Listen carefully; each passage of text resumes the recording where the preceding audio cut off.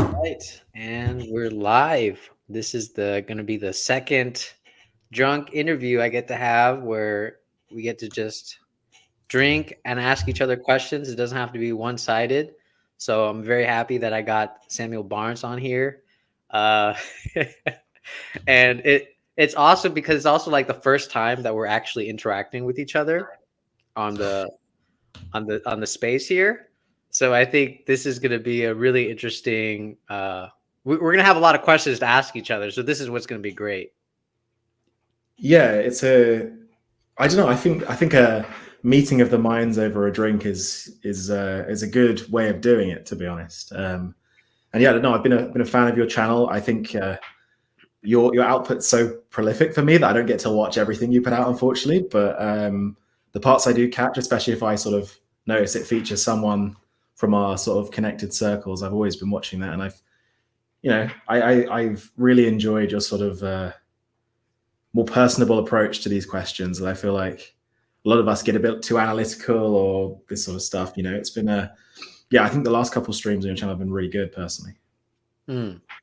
Yeah, I mean, actually, I do feel the same about your work because I was watching the interviews with you and Daniel, and I was like, okay, like you're really trying to tackle like some tangible things here, especially when you're talking about implicit and explicit values. Um, and I really liked, but actually I did have a question for you when I was watching your videos because you said, Oh, wait, before we get into the okay, stuff, we're going to talk about. So, what's on the menu tonight? What are we drinking? okay, what are we drinking? All right, so I got Mike's harder mango, but Mike doesn't know how hard I'm gonna go. So, and I have another beer just in case I finish this one. I have Samuel Adams. So, Oh, that's apt, isn't it? yeah, yeah. It's actually one of my favorite American ones. Is the Samuel Adams one? Just the normal one on tap's really good, I think. Mhm. But yeah, I've got an English ale here, so I'm not quite as hard as Mike, but I'm quaint Mike. Quite, Mike. So yeah, cheers, Javier. Nice to meet you. Cheers, man. Nice to meet you. Okay. So, one of the first questions that came to my mind, actually, I'll ask this one better because I feel like you can ask this one in response to me. Okay. What what fuels your philosophy? Is it philosophy itself or is there something else? This is really prescient for me right now because no, it's weird. It's weird because I think my sort of journey with philosophy started around probably just over 2 years ago, where I wanted to study something on the side of my sort of job, and so I went to like the local university's open day. It was like just talking to random people in the history department, the art department, just like looking for something else to do, right? Um, and I don't know. I eventually like sort of zeroed in on the philosophy department because I was like, oh, I never sort of thought about this stuff. I've always thought it was. I definitely took the sort of someone who's studied STEM and thinks it's all kind of BS sort of opinion, and I was like, no, this seems like it's a really like interesting sort of avenue to go down. So that's kind of what I did, and you get deeper and deeper into philosophy, so to speak, right? Where you start out, you're like, oh, this is kind of cool. Like maybe we don't know everything. Maybe science isn't as objective as we think, and maybe you know, basically the normal route you take when you start taking philosophy, when you dip your toes as an interest, right? Mhm. And it got to a point where I realized that philosophy isn't actually something you can do as just an interest, right? You have to number one, you have to live philosophy if that's possible. That's an open question as well, whether it's possible to actually live philosophically. Um, and number two, I sort of realized, and this is definitely my opinion. I'm open to dissenters on this. And actually forms the basis for the book I'm working on now. Is that philosophy is the ultimate question in a way. It's the question of questions. It's, as I call it, it's the meta question. Like when we talk about science or religion or whatever, that's a sub question because it's got presuppositions baked into it. When we think philosophically, right, it could be philosophy or anything. For every X, there is a philosophy of X, right? There's a philosophy of science. There's a philosophy of religion. There's a philosophy of getting drunk on a live stream. There's everything, right? It's everything. And this is what I realized. Because, and again, to answer your question, in terms of what sort of drove me to do it, it was a really kind of interesting when people would ask me, why are you interested in philosophy, right? And I would usually give some sort of vague answer about, some pretty vapid answer about, like, meanings of life or like ethical concerns. But I've sort of realized that philosophy, if it's approached properly and with the sort of, through the apparatus of philosophy itself, it becomes it's the ultimate problem. This is why, this is why if you're a more myopic thinker, you're drawn towards like a very particular subfield, because there's presuppositions in every single like field of intellectual inquiry. Philosophy lacks this. This is why philosophy has everything from philosophy of science, like people talking about empiricism, all the way to someone taking amphetamines and writing like Nick Land, for goodness sake. Like, this is why it has that name. You don't get Nick Land in physics. I hope that answers your question. It was a bit meandering, that one, but no, I mean, I think that's good because, like, I mean, you're right. Like, philosophy is the ultimate meta question. The funny thing that I see sometimes in the philosophy field is when we forget it's the ultimate question, right? When we make it the answer. I think that's like the really funny part that happens when philosophy, like, we forget that it is the question. How can I explain this? The way I look at it is that some people think philosophy is the answer to everything, but the moment you do that, you forget it's a question. That philosophy itself is living with the question. How do I live with the question? And of course, the only way that you can live with the question is to keep asking more questions, to keep prodding at life itself.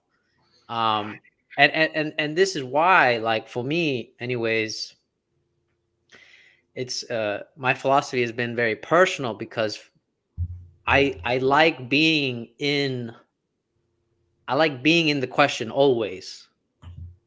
Like, because if I'm always in the question, then I'm like Socrates. Like, I'm ready to die for it at any moment. And then also, and then I'm also embracing Albert Camus' notion of, like, I'm not committing philosophical suicide. Because I think Albert Camus, I mean, I feel like a lot of people don't talk about Albert Camus enough, because when he begins Sisyphus by saying, the real question is, should I kill myself or not? I thought that was so impactful because, I mean, it really brings back philosophy to that real personal core again about, um, we can't just we can't just talk abstract bullshit all the time. We got to really grapple with existence. And this idea of, like, should I kill myself or not, it kind of brings me back to the focus of, like, the real question. And that any moment this question is always asked, sometimes, whether we think about it or not, or whether we're conscious about it or not, is that this question is always asked. I think Daniel said this in your talk, right? Like, should I eat today? Like, do I have to eat today? Do I have to eat something today? I think that's how he phrased it. That it can always go into, like, a philosophical question. But yeah, that's how I look at it sometimes. there's a real tension there, though, because again, Mhm. we're saying that we have to think philosophically as humans, or we have to put it in a human context eventually, right? But Yeah. this is the thing: is I fundamentally think, and I'm open to debate on Mhm. this because I think it's an interesting question. Is I think philosophy at its base as, like, this leviathan that has ultimate, like, loads of questions on it, and every time you think you've solved the question, two more questions pop up in its place, right? It's logically inhuman. And I think that Mm. as soon as you become human in philosophy, you do sort of take on presuppositions. And this is the tension, right? Because there is a philosophy has this status as the meta question, the ultimate question. But to be productive or, have utility, which again, like I'd said, maybe kind of said that science is very myopic, but you'd be silly to say that empirical science hasn't benefited us humans in utility, right? In some kind of utility. Yeah. So there's that tension there. It's like, well, how much should we idolize this inhuman thing? Mm. Because I do think philosophy is inhuman, but I'm open to disagreement on that. I don't know what you think. Well, it actually kind of reminds me of, I think Aristotle says this, or I forgot who says this. I think actually Heidegger says this, where it's like philosophy. Okay, so it depends how we look at inhuman. Is it inhuman in the practical sense, right? Like it's not really utility useful. Like it could be inhuman in that sense. Like it's not. It never feels practical enough. But then there's what Heidegger says, where philosophy is completely meaningless, but it is because it's completely meaningless and unuseful that is exactly where it is most useful. Mm-hmm. And so he plays on that notion, uh, and I've always found that interesting because I think Aristotle, he's the one that defines like the most theoretical as like the highest knowledge. So Mm-hmm. sometimes it does make me think about when we're talking about um, what is inhuman, what is most human. I think I'm not saying that you're doing this, but I think most people think it's about what can I use, what can I practically use. Um, and I think for myself, when I say that I'm living with the question, it's always that impossibility of, or dealing with that impossibility that I can't use philosophy always to deal with my existential anxiety or existential something. You know, there's always something that leaks through.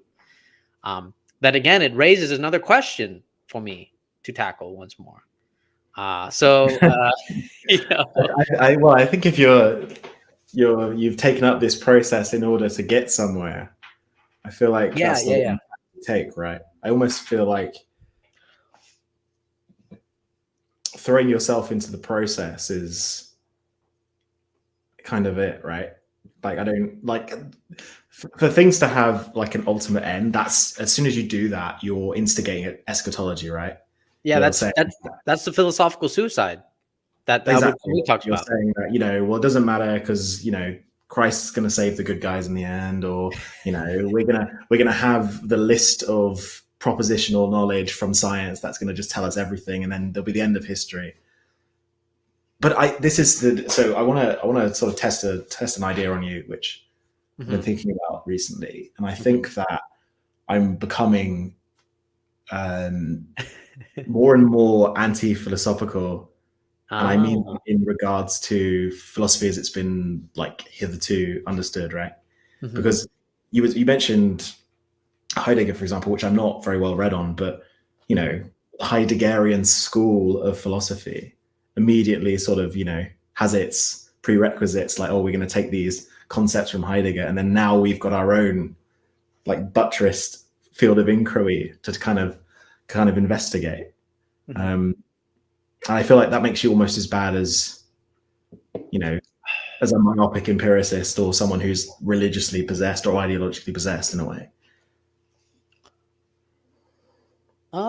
I mean, it depends, right? Like, for example, I like using concepts like tools Mhm. for my own my own grappling with, right? Like every time I encounter a thinker, um, so here's what's interesting, Samuel, right? When I read any philosopher, I have this tendency to fall in love with them, right? So there's always Mhm. that tendency that I can become dogmatic, I can become like a worshiper of this thinker. But what I realize is that my whole purpose of becoming enamored by them is to overcome them. Mhm. Um, and then in my overcoming of them, what I do is I take tools that they present that I enjoyed. And then as I continue reading other thinkers, I go through the same process over and over again. I'm enamored, and then I have to overcome them. And so it's this basically this continual process of rebirth and death going on. And what I enjoy is that I take these tools that are left behind in the process, and then I try to say to myself, what can I do with all these tools? Socrates has left some things that I like. Heidegger has some things that I like. Aristotle has some things that I like. What can I do with this? Um, and so, it's like if I constantly put myself through this death, for me, it's like it's very hard to like. I can't even really say that like I'm in a school of like thought, um, because all I'm trying to do is that I'm a very obsessed with like two specific questions, right? What is a human relationship, and what is religion? And so like and this is where I agree with Deleuze, where I have to use every thinker's like tool set in some fashion to create something. um, and I like using a variety of thinkers. The one thing that I don't want to happen is to fall in a position. But what's great about all these dialogues and stuff like that is that people can always push me out of these positions, and and so like for me it's like as long as I'm sincerely grappling with a question and not falling with a school of thought per se, then it's I don't know. I mean, what is your notion of like anti-philosophy exactly? So I think that your sort of method of moving through these things and seeing what glimmers out to you is kind of the frame of mind I would like to use. Hmm. I think just to speak from my own personal experience, and I mean, maybe this is just a testament to how easily influenced I am, or like, how how I'm not actually that much of a deep thinker. But it feels like when I was getting into philosophy, like I would be in the school of thought of the last person I read. Like one Hmm. week I was a Nietzschean, the next I was like German idealist. It would just, it's just as good as reading the most recent science journal and thinking that's like the ultimate truth and we've discovered it. It's just as bad. But over time, I sort of realized that and I think this is I think my critique of philosophy, and the reason I consider myself anti-philosophy, I think, is primarily down to the academy's capture of what we see as philosophy. I think Joshua Hansen with academiology, and Raymond Kessel, what he's just started writing in terms of um, trying to give an ontology of academia and give an actual critique of academia that's not within academia, if that makes sense, is really important. Because like I said, these philosophical schools like calcify. And like I said, when I say like German idealism has a school, like Nietzscheanism has a school, I'm not critiquing even like Kant or Nietzsche, which shows you how far the academy's gotten from the original source material, right? There's like a cottage industry of people, not even using primary sources on these thinkers and writing papers and just producing this thing. That's what I mean when I think I've been anti-philosophy. But Hmm. I think it's an idea that he's fleshing out, to be honest with you, because it's got its weak points. But like you were saying, I feel like I've sort of matured a lot, and like you said, in my sort of flitting around dogmatically between different schools of philosophy, I think that the debris, there's some things to pick up and use, and I think at least in my more recent writings, sort of utilize that. Mhm.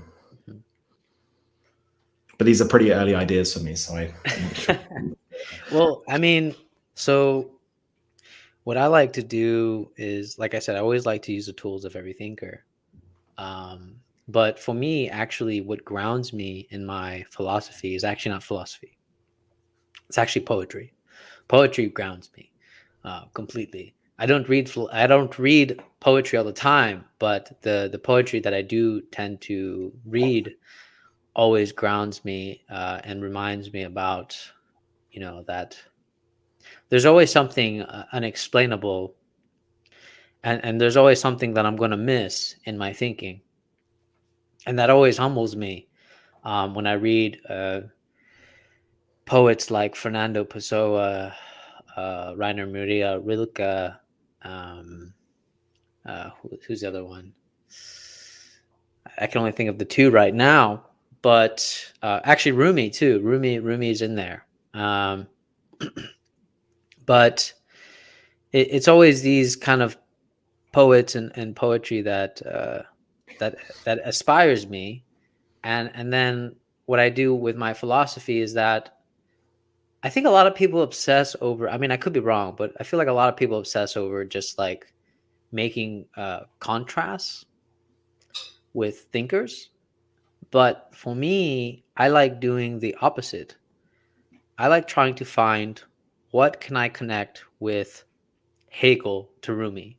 What can I connect with Hegel, like Hegel, Rumi, and then Albert Camus? Like, what can I connect with all these thinkers? And this is what really stresses my mind, because then it's like, well, I can't just be Heideggerian, can I?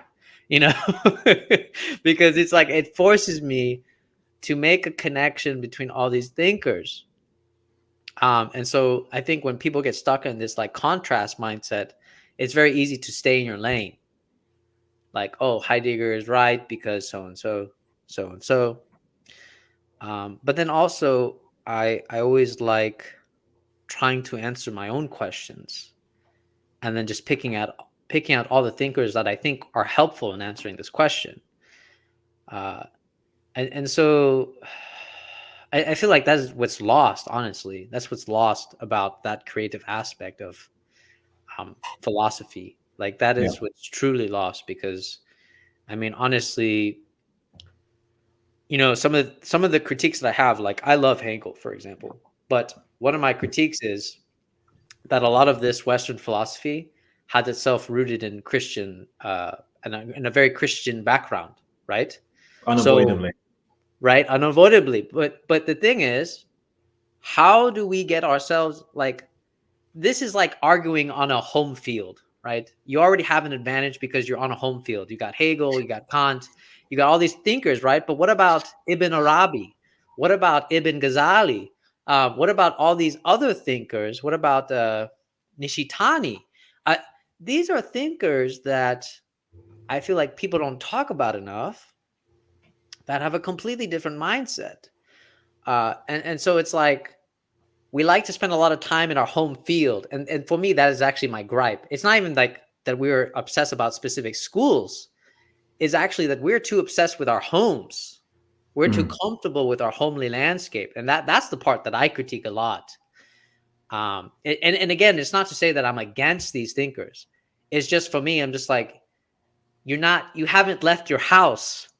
you Yeah. know, you haven't And left your it's house. very interesting, especially when it comes to, either I think I think Nietzsche is a good example of this.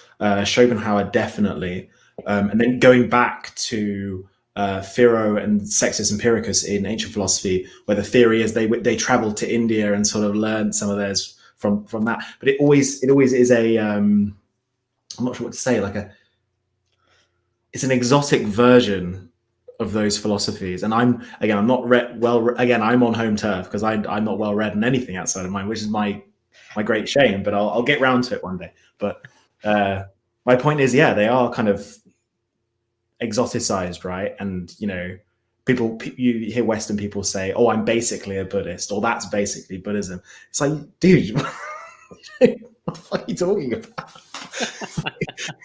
Like you've lived in the south of England your whole of your life. What are you talking about, dude? But yeah, I think what you're saying about bringing things together is really important because again, this is something that comes up in scholastic writing. Is there's a lot of talk about what things aren't, Hmm.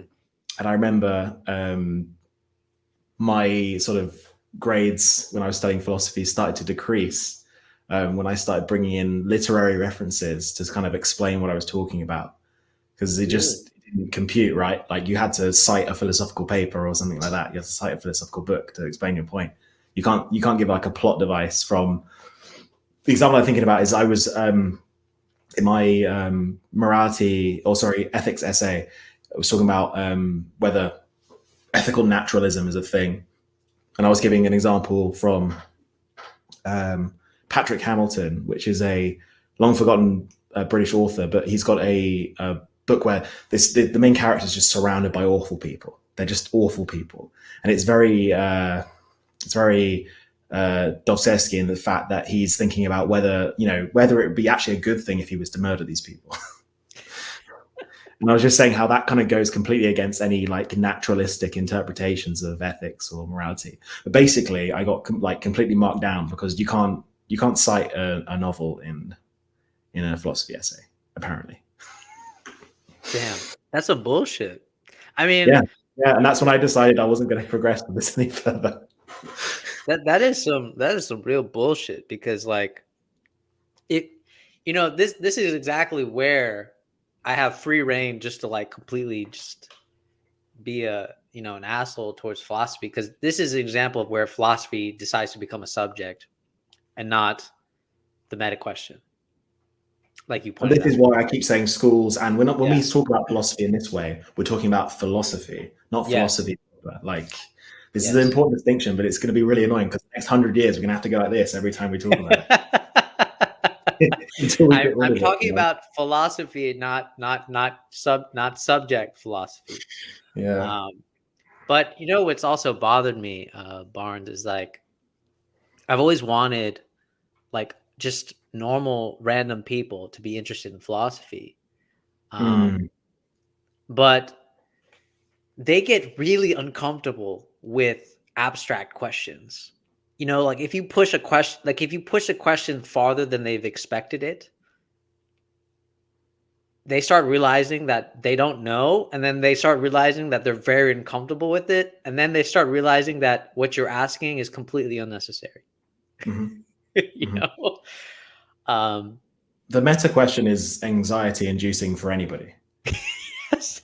It really is. And but the thing is, you've got things you twofold there, right? It's the same reason why people get they're immediately intimidated when they see a formula because they're just like, well, what the hell is this?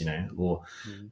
that's one thing. The second thing is, and this is special to philosophy, is that it's asking ultimate questions, and you know people don't very often ask ultimate questions, and if they do, it's kind of done subconsciously, or it's posthumously like justified, right? Like, oh, why did I do that thing? And it's like that sort of mental mode. And I don't know. I think in this regard, again, maybe we'll disagree on this. I think I'm, generally speaking, an elitist, and I mean that in terms of that, each to their own. Like there maybe there is a certain subclass who's capable of this kind of thinking. Number one, number two, maybe it would be an absolute disaster if everyone tried to engage in a philosophical mode of being. I need someone to drive the bus and not think about it philosophically. Mhm. But I think that's again, this is me picking up the Nietzschean tool and saying that it's better for man to be a, a brick in a great edifice. Not everyone can be great men. That's the point I was driving at there. But I don't know what you think about that. I mean, yeah, I sometimes I don't even like using the word because it already comes with its negative connotations that people have built up culturally. Um, I think but it's important to use those words almost to be like difficult. yeah, yeah. I mean, yeah. I mean, that's perfectly fine, actually. So, I And mean, actually, I yeah, don't using the disagree word with you. elitist is deliberately to make me sound less like I've got the Christian hang-ups, but I actually do. So there you go. Yeah, I mean, I don't disagree with you. Because I mean, that's the question, right? That this is where I have to ask myself when I was thinking about like, okay, is philosophy some kind of elitism? Because if it wasn't, then why aren't people not why aren't people interested as much as I am in this? But then at the same time, uh, like I don't know. I mean, it's like you say, the person like you need somebody to drive the bus while you think about philosophy, right? Um, That was a bit of a silly example, but my but point was that yeah, I no, the no, bus driver honestly would be happier if he just lived his life and went to the pub on a Friday night and hung out with these kids at the weekend. Like what's he going to get out of Nietzsche? Like unless he like has the inclination towards it. And this is Mhm. definitely a point I get from Hume because he's definitely about more about the common life and that again, even in all my elitism, I like having a drink and forgetting about the philosophical mode of being. I mean, you and me can't pretend that we're always in this mode of being, right? Oh yeah, no, absolutely. I mean, I'm in the army, so like I I can't be in this philosophical mode all the time because then I'm just like I'm just being an asshole at that point for everybody else. You know, I can't be like, do we have to really work? Like, what is work? Yeah. Yeah, I can't imagine the philosophical mode of being really sticks well when you're, working in the army. Yeah. No, it doesn't. It doesn't stick well at all. And actually, that's something that I learned that because in the army they make me go through all these like classes about how to handle situations, how to handle myself emotionally, and so on. But for me, it's funny because like when the army teaches these classes, I'm just sitting there going like, okay, that's a presupposition, that's a presupposition, that's a presupposition, and then I'm like, how can we just all sit here and act like these? None of these are presuppositions, and I get so aggravated that I want to say something and point it out, but then I realize when I point it out that everyone's just looking at me like, oh, you're just being ridiculous, you're being extra, you're being annoying, you're being um, just just sit down and just take the conversation. So I I think for me that's where I was like, okay, well, I started realizing like, okay, I have to pick my battles here, because obviously I can only talk philosophy when somebody wants to be inclined towards it.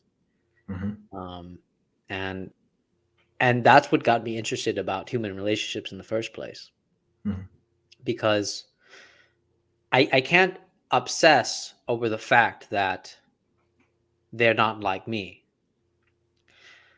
But what I should accept is that they're not like me.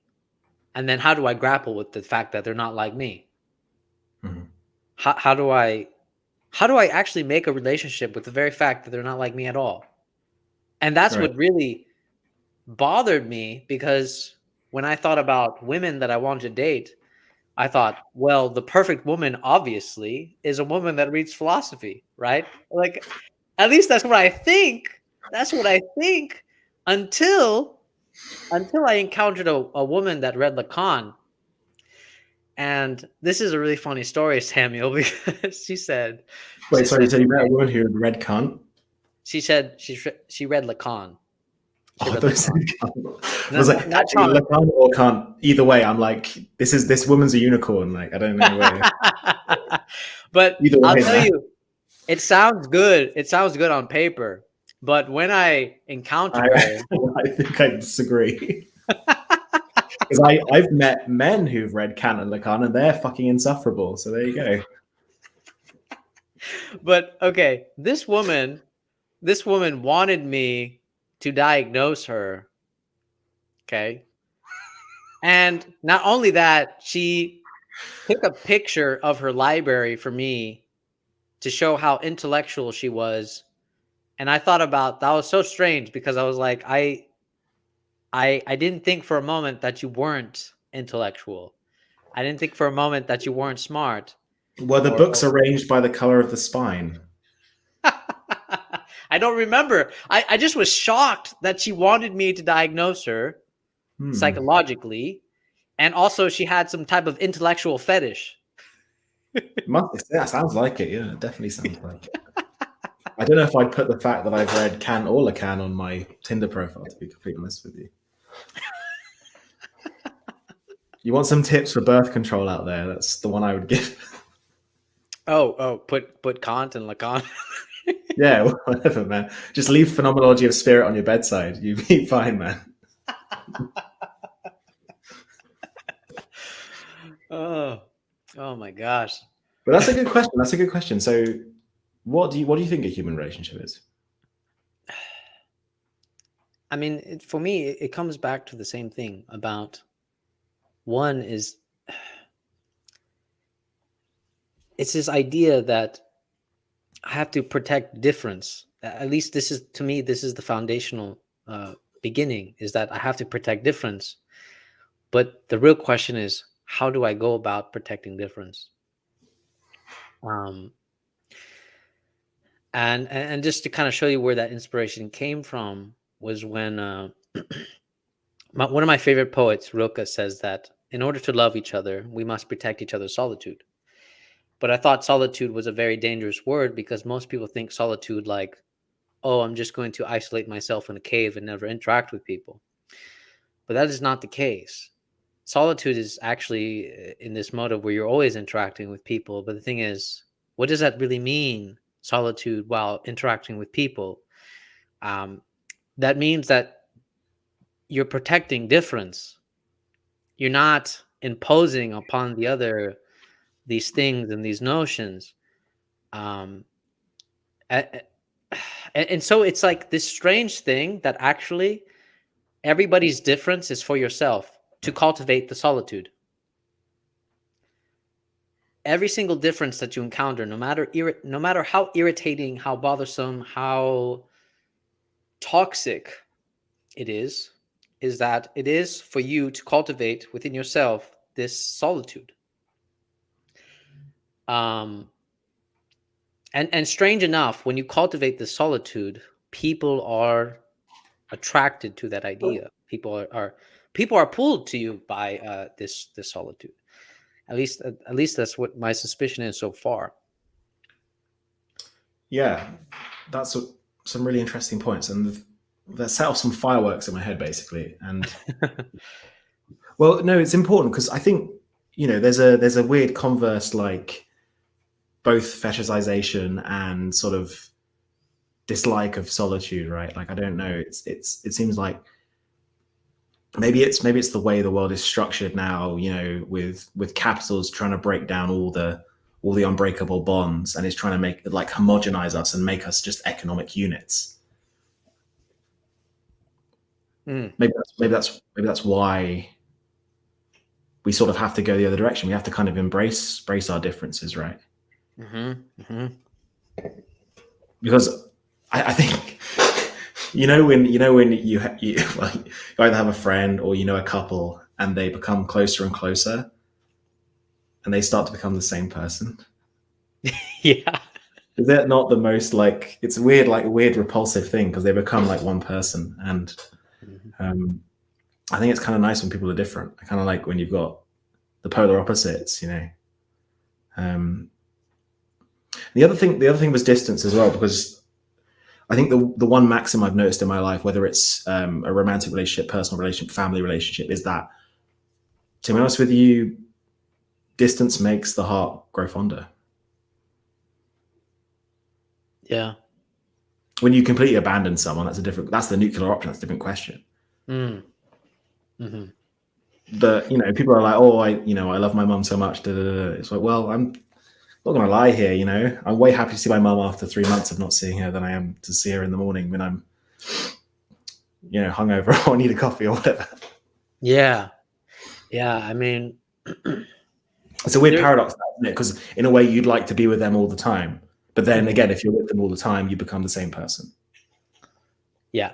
It's that complacency that actually I hate, and then also I've seen it in myself where you get so complacent that it's like people can actually feel alone in the presence of other people. That is what it that's what it boils down to. I mean, like you can have you can have physical distance. People complain about physical distance all the time. But the distance that is really painful, in my opinion, is the distance that you experience when you're right next to the person. That is painful. I mean, you for crying out loud, you are literally sitting on the couch next to each other, and you can literally feel the distance. It's almost like it's no different if they were like states away. but it's painful because you can literally see them in front of you, and No, it's like, like you said, it's worse. It's actually yeah, worse, yeah, no, mm-hmm, which is a weird paradox, right? mm-hmm, mm-hmm, yeah, it's much worse. That's how I agree. Yeah, it's much worse.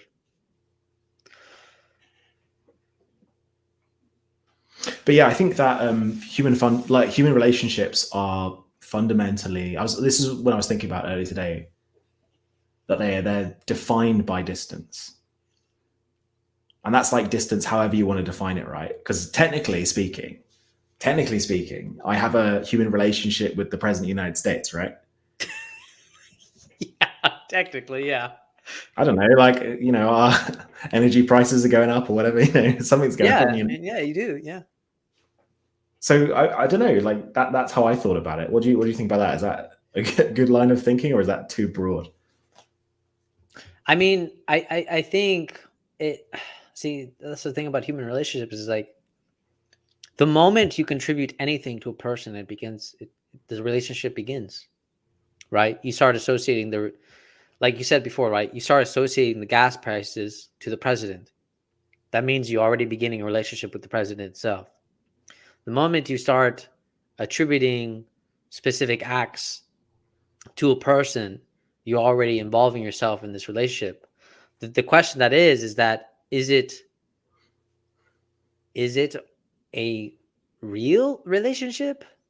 I mean, it's a relationship. Um, and I guess the other thing for me is like that I still ask sometimes is like, is it a human relationship? And then that follows, what Mm. does it mean to be human? Because one of my biggest grievances is that we automatically assume that we're human. But I like to take Aristotle's notion that we're rational animals, that I like this notion because it implies that we're not yet human, that we're capable of rationality, but we're not yet human. So then what does it mean to actually become human? And then what happens then is that a lot of my relationships, it becomes possible to conclude that maybe I'm not even having actual human relationships. I'm just having relationships with freaking rational animals. you know, like that's it. And then the mystery begins, about what does it really mean to have a human relationship. And so far my thinking is that the only true human relationship is the one that has some type of solitude within it. Um, but I mean, this is still, I'm still working this out. So it's, Well, you obviously, use the words "real relationship" there. What's a real relationship to you? I know, I know, I know, I know, Speaking of I which, know do I you think the used president's going to return my calls? it. Yeah. What does it mean to have a real relationship? Mhm. You know what? I'm going I to would, I would quote. say that I have a more of a real relationship with the president than someone does when they're sitting right next to someone and they have nothing to say to them. Hmm. Wait, say that again. Say that again. So I would argue that I've got more of a real relationship in my political complaints with the president than someone who is sitting next to someone and has nothing to say to them, right? Hmm. Okay.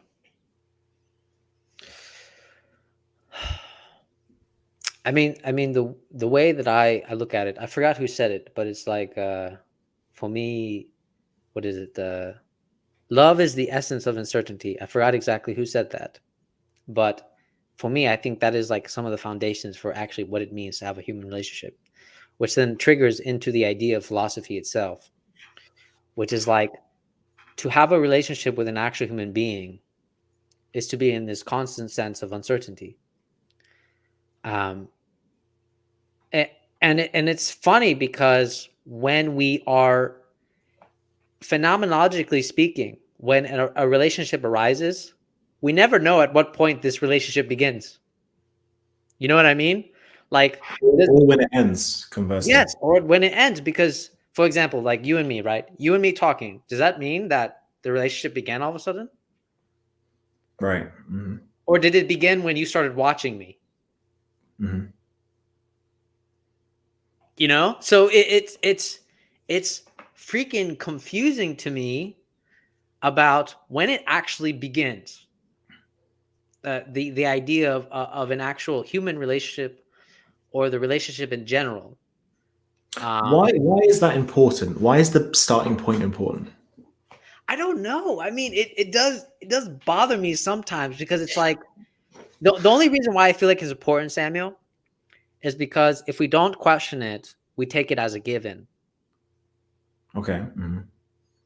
And the moment we take it as a given, then what are we doing with that given?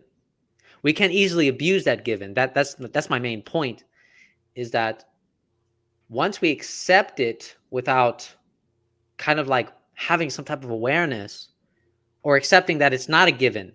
I think me asking about the beginning of it is maybe not necessarily about like why does it begin in the first place or where it specifically starts, but is to kind of remind ourselves about that this is a given that we can never take for granted every single time. And that human relationships, it's like you're thrusted in it. And the moment you start thinking about how did I get into this relationship with anybody, is that you don't can't even remember how it began. It's like one day we started talking, and then it's like, okay, here it is. you know, you're like, okay, well, I Hmm. mean, that's so strange. Like how, I mean, I don't know. Maybe I'm mystifying it too much, but I think it's a similar question to asking like where philosophy began. Like no, no, seriously, no, seriously, seriously. Hear me out here, yeah, because yeah, it's yeah, like no. who was the first philosopher, right? But at the end of the rainbow, we find there was a chimp who thought like what is the meaning of this life? I don't know. Like I don't know if that's important. I think the process itself and just appreciating the process is important because Mhm. you know a lot of our anxieties are stoked by thinking about the past and interpreting the past, and then also worrying about what's going to happen in the future, uncertainty, like you said. But I feel like I've had the most solace, number one. Number two, um, both enjoyed myself and had the most meaningful experiences and the most productive experience by just throwing myself into the process, just enjoying the present, not Mm. thinking about where my relationship with Javier started, but just enjoying the whatever this is. Yeah, I mean, it's hard to explain. I mean, basically, what I'm saying is the asking, at least for me, asking where it began helps me enjoy the process. It's Mm. not so much about exactly pinpointing how it began, but for me, it's like it gets me to appreciate that it already began without me being able to pinpoint exactly how it began. So Mm. basically, it helps me appreciate the given without being able to point out exactly how that given began. Um, and so that's like the real paradoxical thing that I'm trying to explain, which is of course very difficult for me right now. But I think you get what I'm saying. Um, is that the moment I can question something, question the process itself, is not to be like, oh, it's pointless questioning the process itself, but it's a form of gratitude to question the process. It's kind of like when someone says, "Oh my God, how did we get here?" You know, Mm. and they're just kind of like appreciating the moment. Like, I can't believe we're talking like this. I can't believe that they just take that momentary outsidedness to be like, I really appreciate how this relationship came into existence without me knowing how it came into existence. So I suppose what you're saying there is the frame of mind is important, right? Because Yeah. if Mhm. you're asking how did we get here, you're like, oh, I'm so grateful for the current moment. How did we get here? Whether you're asking with your head in your hands, like, oh, how did I get here? Right? The same linguistic words take on a completely different meaning, right? Mhm. Mhm. Mhm. Mhm. I think that's important. Yeah. I mean, and I guess because it still goes back to the same premise that I like to bring up all the time, which is living with the question, right? Like I'm never like I'm trying to answer the question, but I also acknowledge at the same time that I'm never going to fully answer the question. So that's what, like, for me, that's what really helps me appreciate human relationships, because it's like when I look at human relationships, they are the most mysterious things that I could ever experience, in my opinion. Like at least for me. I mean, I know Mhm. quantum physics is extremely illuminating and puzzling for a lot of people, but for me, human relationships are beyond my comprehension. Um, and so when I'm interacting with people, I'm like, this is where I do my work, my real work. Not that I try to preach a specific philosophy to anybody, but it's actually where I'm actually living my philosophy as I am talking, interacting with people, people that don't know philosophy at all. Just this is my experience of what it feels like to maybe begin a human relationship, what it even means to begin a human relationship. I mean, um, I'm constantly living this question. I think mystery is really important Yeah. because I think this is one of the, this is amorphous term modernity that's sort of thrust upon any problems people have. But I feel like there's this impetus to demystify things. And, it's led to material wealth and comfort and all these things. But there's a, there's a certain sort of purpose that it gives us to have mystery, to Yeah. know that the scientists are sort of sorting everything out, the politicians, they're probably doing their best.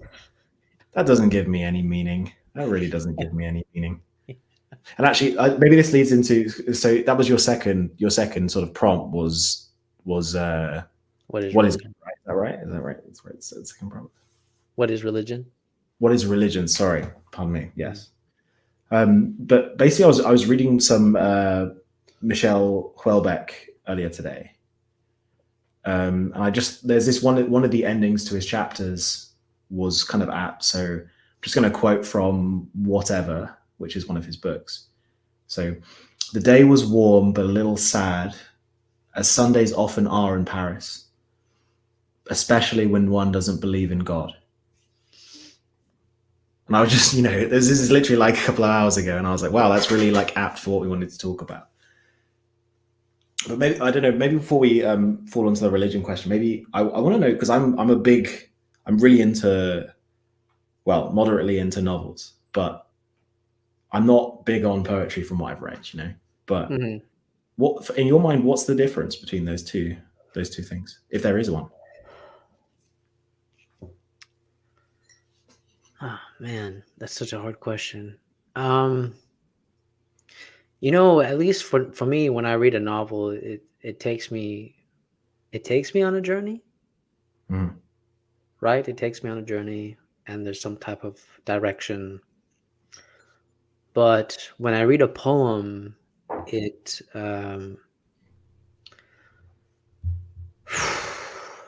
well, I guess it depends what poems and poets you're reading. But when I read like Rilke and so on, it's like the starting point is so strange, and I don't even know where I'm going. I mean, but then it just ends.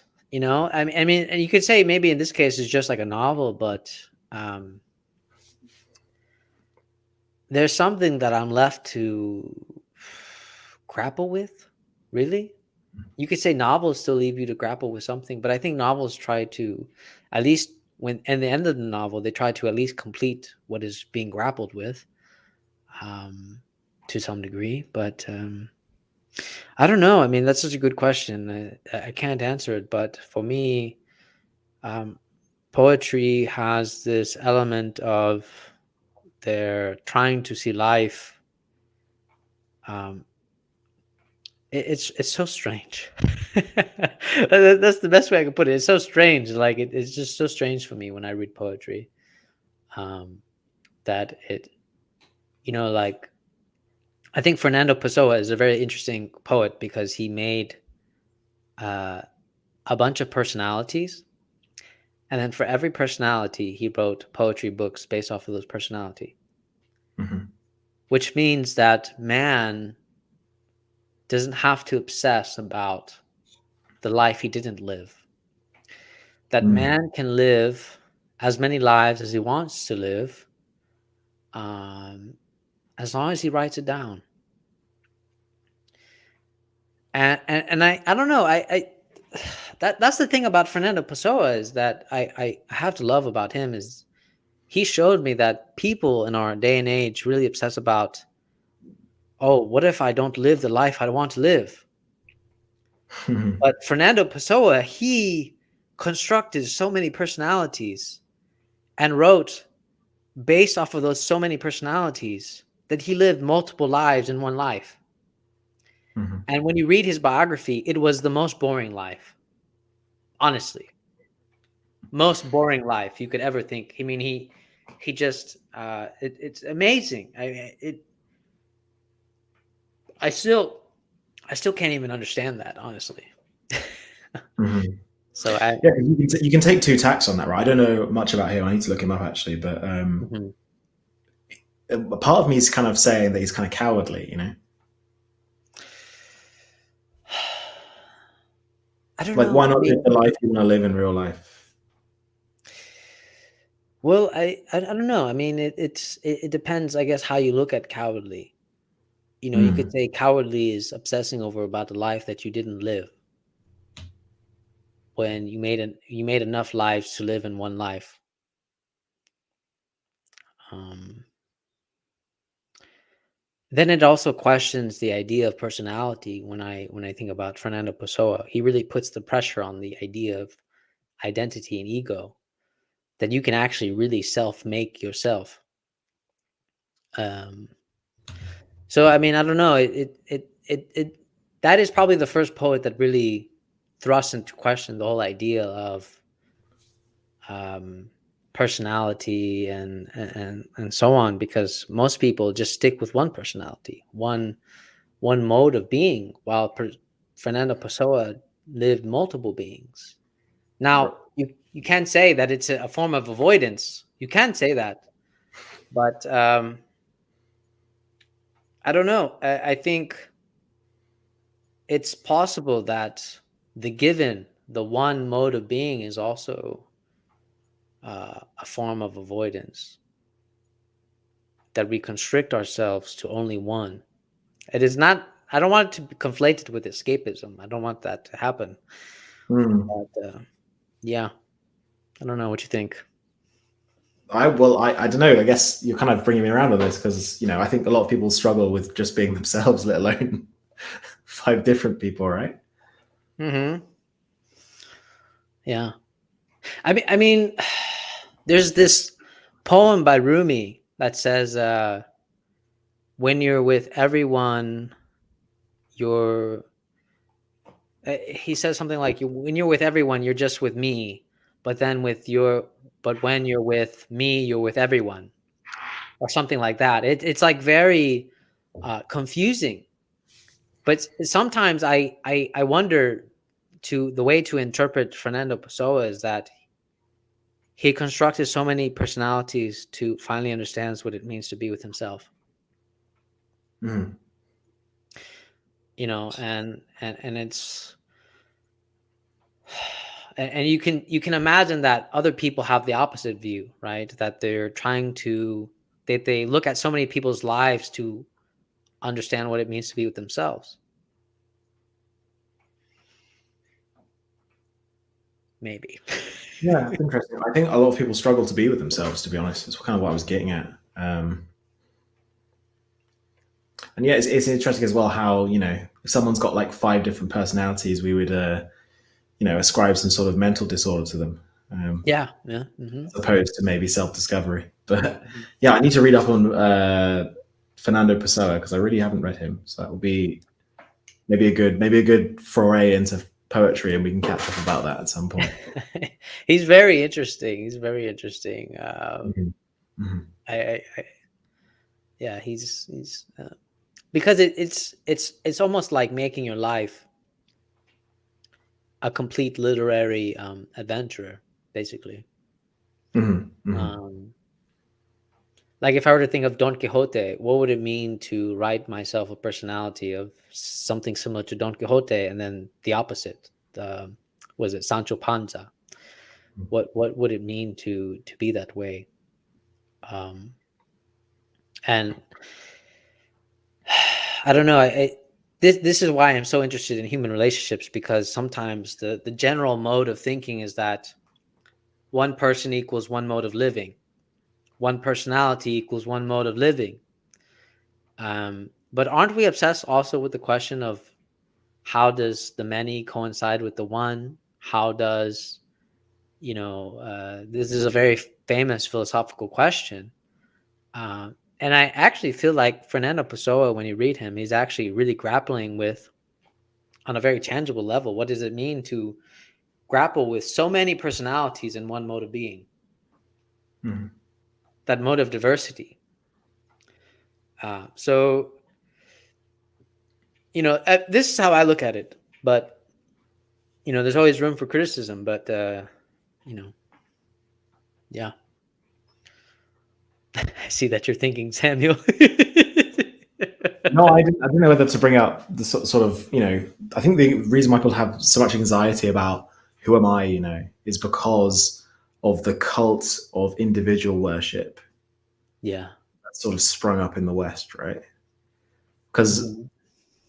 everyone who's kind of, in the so-called upper echelons definitely has a kind of individual personality in that regards, right? And I think a lot of people, feel those feelings of disappointment because they're not living up to that sort of level of individuality. And I think Mm. maybe more of us should embrace, having two or three different personalities. Yeah.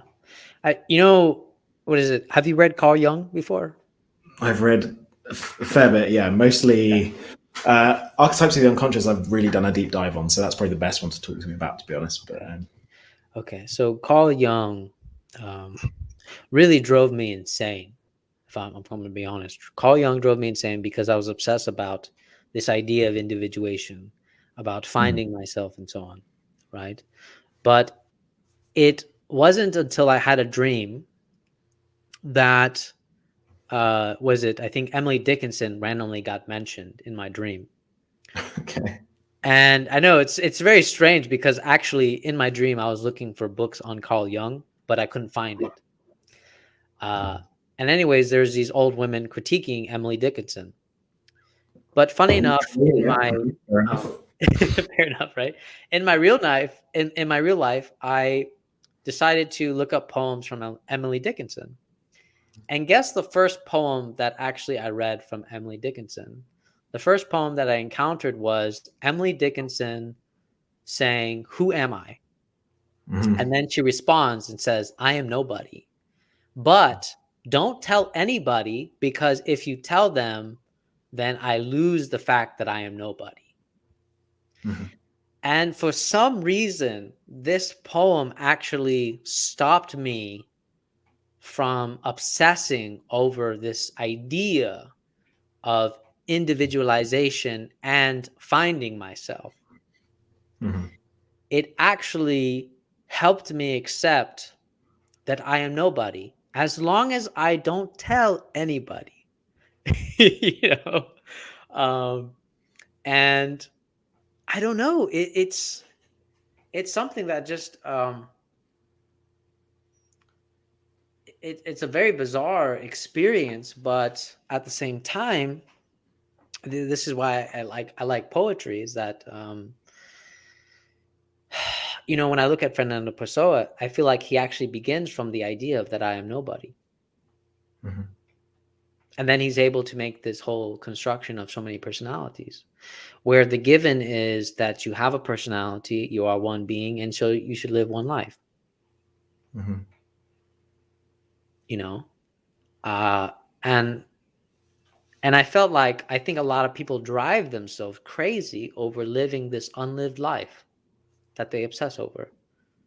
That I'm trying to live a life that I want to live, but ultimately there's still that unsatisfaction because there's always that unlived life that I have in front of me.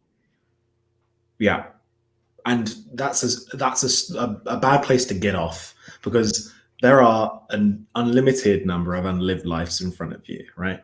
Yes. You have like 10 dreams and you're lucky if you fulfill one. So you're bound to be disappointed. Yes. Yes.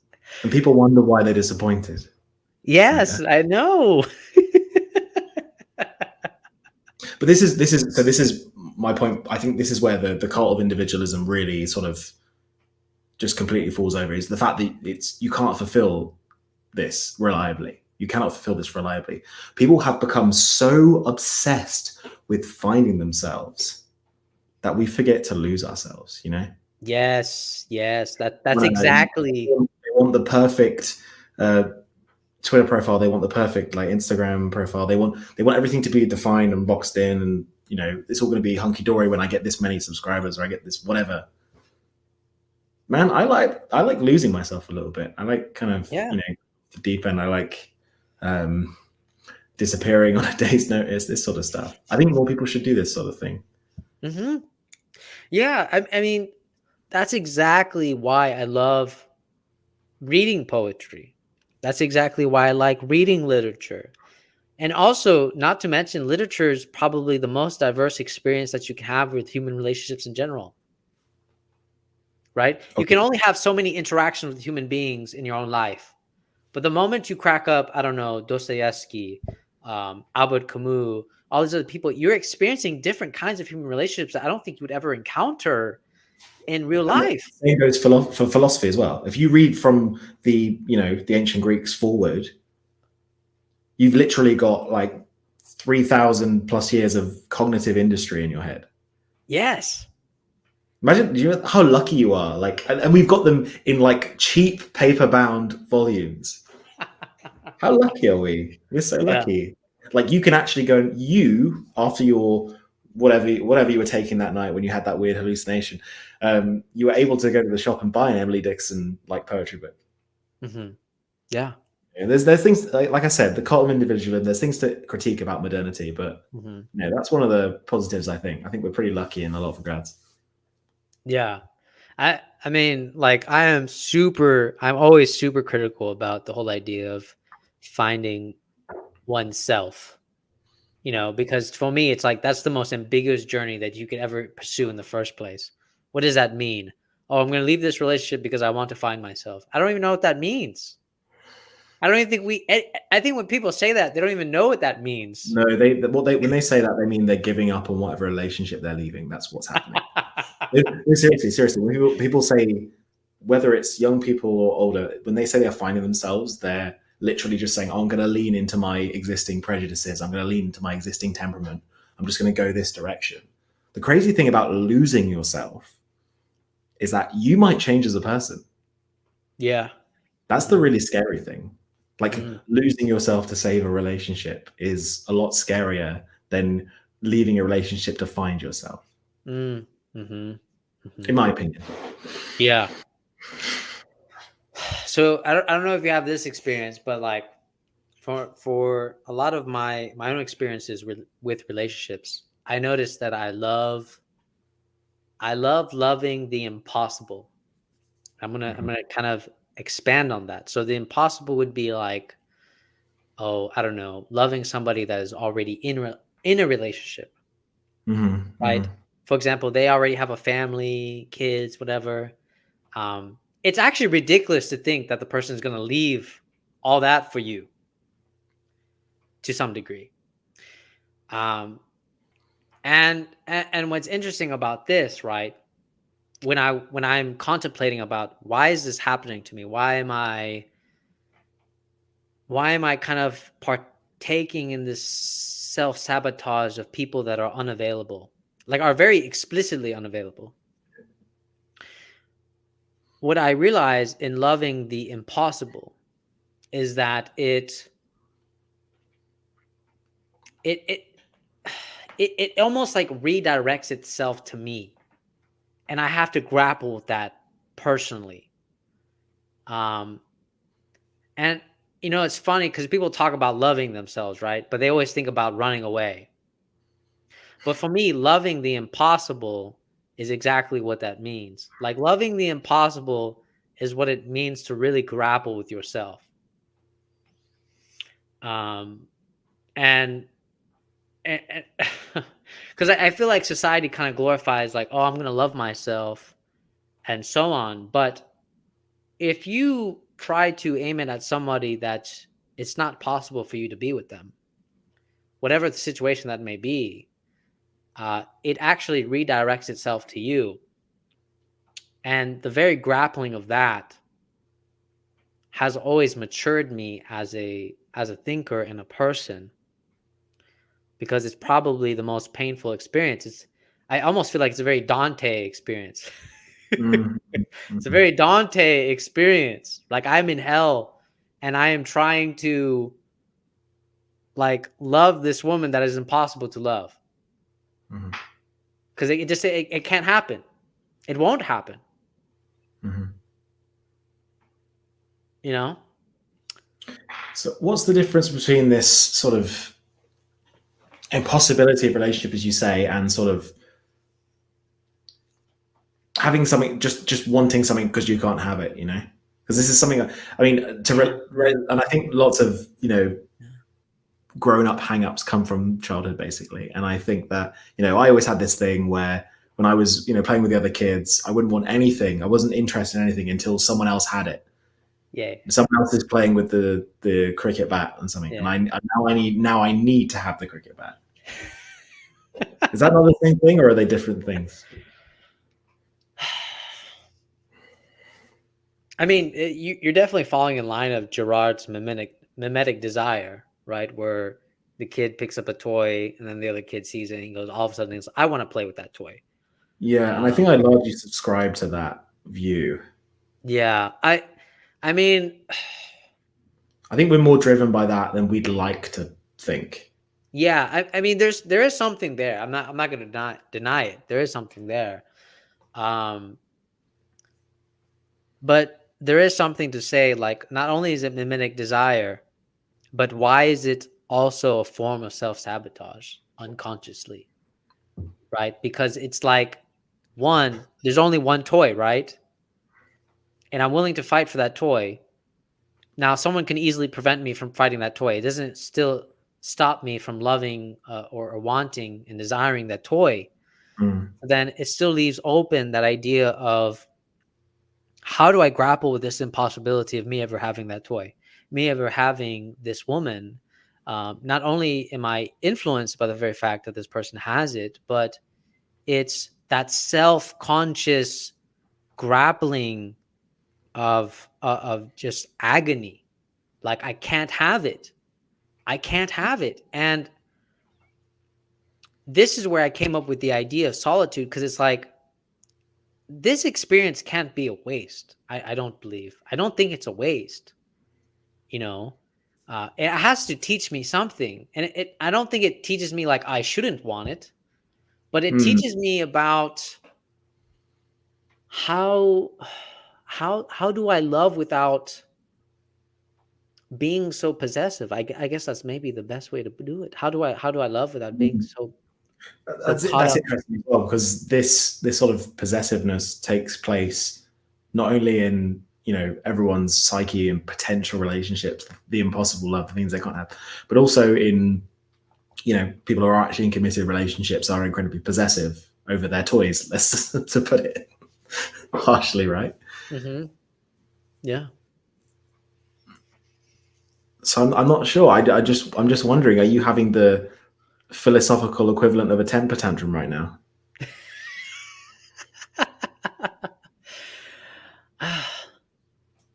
I mean, I think we all have experienced the philosophical equivalent of a temper tantrum. Well, I've Um, definitely done the normal one. what? I've definitely done the normal temper tantrum. Yeah, yeah, yeah, yeah, yeah, yeah, yeah. I mean, it's like, we can always abstract it, right? We get possessive about what we love,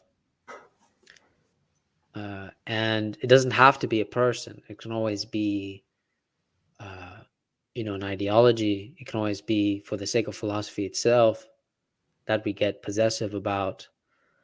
Um, even our idea of attacking other schools, right?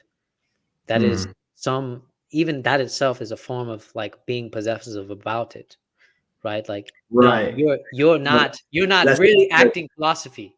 You that's me being a gatekeeper, right? Me being like, no, you Yeah, guys yeah, are the real philosophers. I'm the real philosopher. Yeah, yeah. I Hmm. get you there. I get you. And Hmm. But it's interesting because I think that whether it's desire towards another person in a relationship or whether it's desire intellectually, Hmm. lots of these things, like I said, this is about throwing yourself into the present, coming back to the other topic we're talking about, because I think a lot of it's in our head, you know. Lots of the people in academia I'm talking about don't think about me. I don't live rent free in their head, unfortunately. Um, and yeah, usually I think most of the time when you're lusting after someone, Hmm. you know, it's almost like it's your imagination of what life might be like with that person. They've got Hmm. their own. You don't think that your lustfulness, if you finally had what you wanted, wouldn't manifest itself in another impossible love. And that's the thing, right? It always manifests itself in another possible, impossible. This is it. This is the thing. This is the story of humanity. You know, you always want the toy that you can't have, not because Mhm, of its utility or its beauty or anything, but simply because someone else has it. mhm. And this is what gets me to think about human relationships as such. Mhm. It's about this exact impossibility. Because even if I am in a relationship, right, I can be paranoid. I can think about, oh, she could cheat on me. Oh, she could be talking to another person. There's always that subtle escape that actually she's never fully mine, Mhm. right? And that's very true. When you have a relationship with somebody, there's always that possibility. And so that possession itself is always impossible. It's always impossible. You can never have full possession. And I wonder when I think about human relationships that it must be to some degree start with that full impossibility of like, I can never fully possess or have this person because Yeah, there's just that's something you need always, to throw yourself into, I think. huh? Something you need to throw yourself into, I think. Throw Because yourself like into. I said, like if like imagine if this person was fully possessed by you, you'd end up in the place where we started, right? Where, couples start looking exactly the same, dressing exactly the same, like creating a weird hive mind among each other. Like that's no way to live. Hmm. Hmm. It's interesting. I don't know. You see people in a relationship and they complain about. I almost feel like the complaints are like part of the affection in most relationships. Yeah. No, yeah. I But the mean, complaint was it? is about, oh, he's so messy. That's saying like, oh, he's different than me, right? Yeah, yeah. Exactly. But imagine if he was like as clean as you are. Like, imagine that. Not only would you be bored, but you'd be literally like in bed with yourself. It'd be weird. Like, Yeah, well, I mean, actually, was it Marcel Proust talks about this in his first novel, where his aunt is so bored that she looks out the window and constructs drama just to entertain herself. She she constructs the drama itself, and that's exactly what happens when I see couples that are probably exactly the same. They get bored, and so they start fighting over things that, I mean, honestly, really don't even matter. But it's like you want to fight because you want to create difference sometimes. what writer was that? I need to write this down because that really struck me. Was it Marcel Proust? Marcel Proust. And is it a specific story or is it a poem or? Was it? I have his book. I think Swan's Way. Swan's Okay. Way. Yeah, I know. I just thought that was really brilliant because constructing narrative drama in the head, right? But you Yeah. know, people. I feel like it's interesting. You look at all the top five problems facing the world right now. They're pretty much all they're all like created by human beings. Yeah. Like a world devoid of human beings just is, right? There's no there's no normative judgment. There's no philosophical judgment. Interestingly enough, as well. As much as Mhm. we might talk about the meta question being inhuman, there is no normative judgment without humanity. Mm. And I think as long as there's humans, there'll be problems. I think even if we, ended up in some kind of, perfectly planned utopia. I feel like, a couple of people would just get bored and get some baseball bats and start breaking up the machinery. I'd be one Well, of them. well, I mean, that's the thing about when people construct fights with each other is that, they'll say how, oh, he's so different from me, but it's like you want that difference. You want that difference. You just can't accept that there is. It's like I'm going to take a very Hegelian stance here and say that it's always the difference is always for yourself. The difference is always for yourself. Mhm. Um, because me, like for example, me, I don't know, mismatching my socks doesn't affect me, right? Mhm. Right. But let's say, my theoretical girlfriend, if she's upset that I Who mismatched has my who has socks, OCD and you've just ruined her day yeah, by having. exactly. Right. So me mismatching my socks doesn't affect me, but the difference is always for her. Mhm, mhm, So she has to either be tyrannical and tell me, don't mismatch your fucking socks, or be like, okay, this is how he is. mhm. And once you start acknowledging that this is how he is, then maybe we start getting into a process of what is an actual human relationship. Because again, you don't want that self-identical relationship, right? Because is it a human relationship then? Or is it just a relationship with yourself? Are we really being human if we're just having a relationship with ourselves?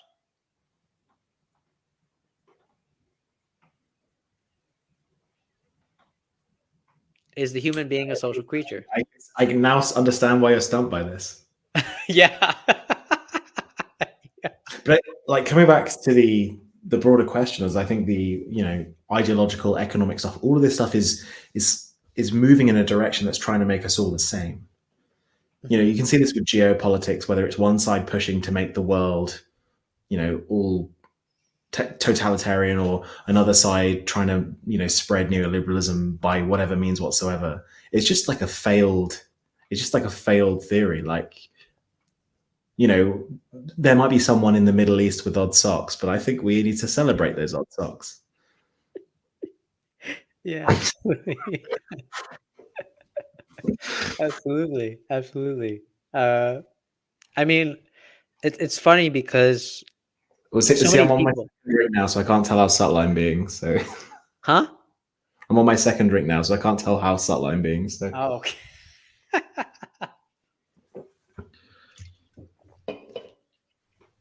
But, what is it? Like, my mother used to always say, "The small things matter," right? "The small things matter." mhm, mhm, But the way I always interpreted that is that she always says, "The differences matter."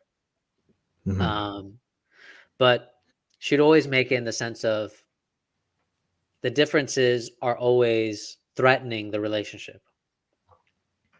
They're always threatening the relationship.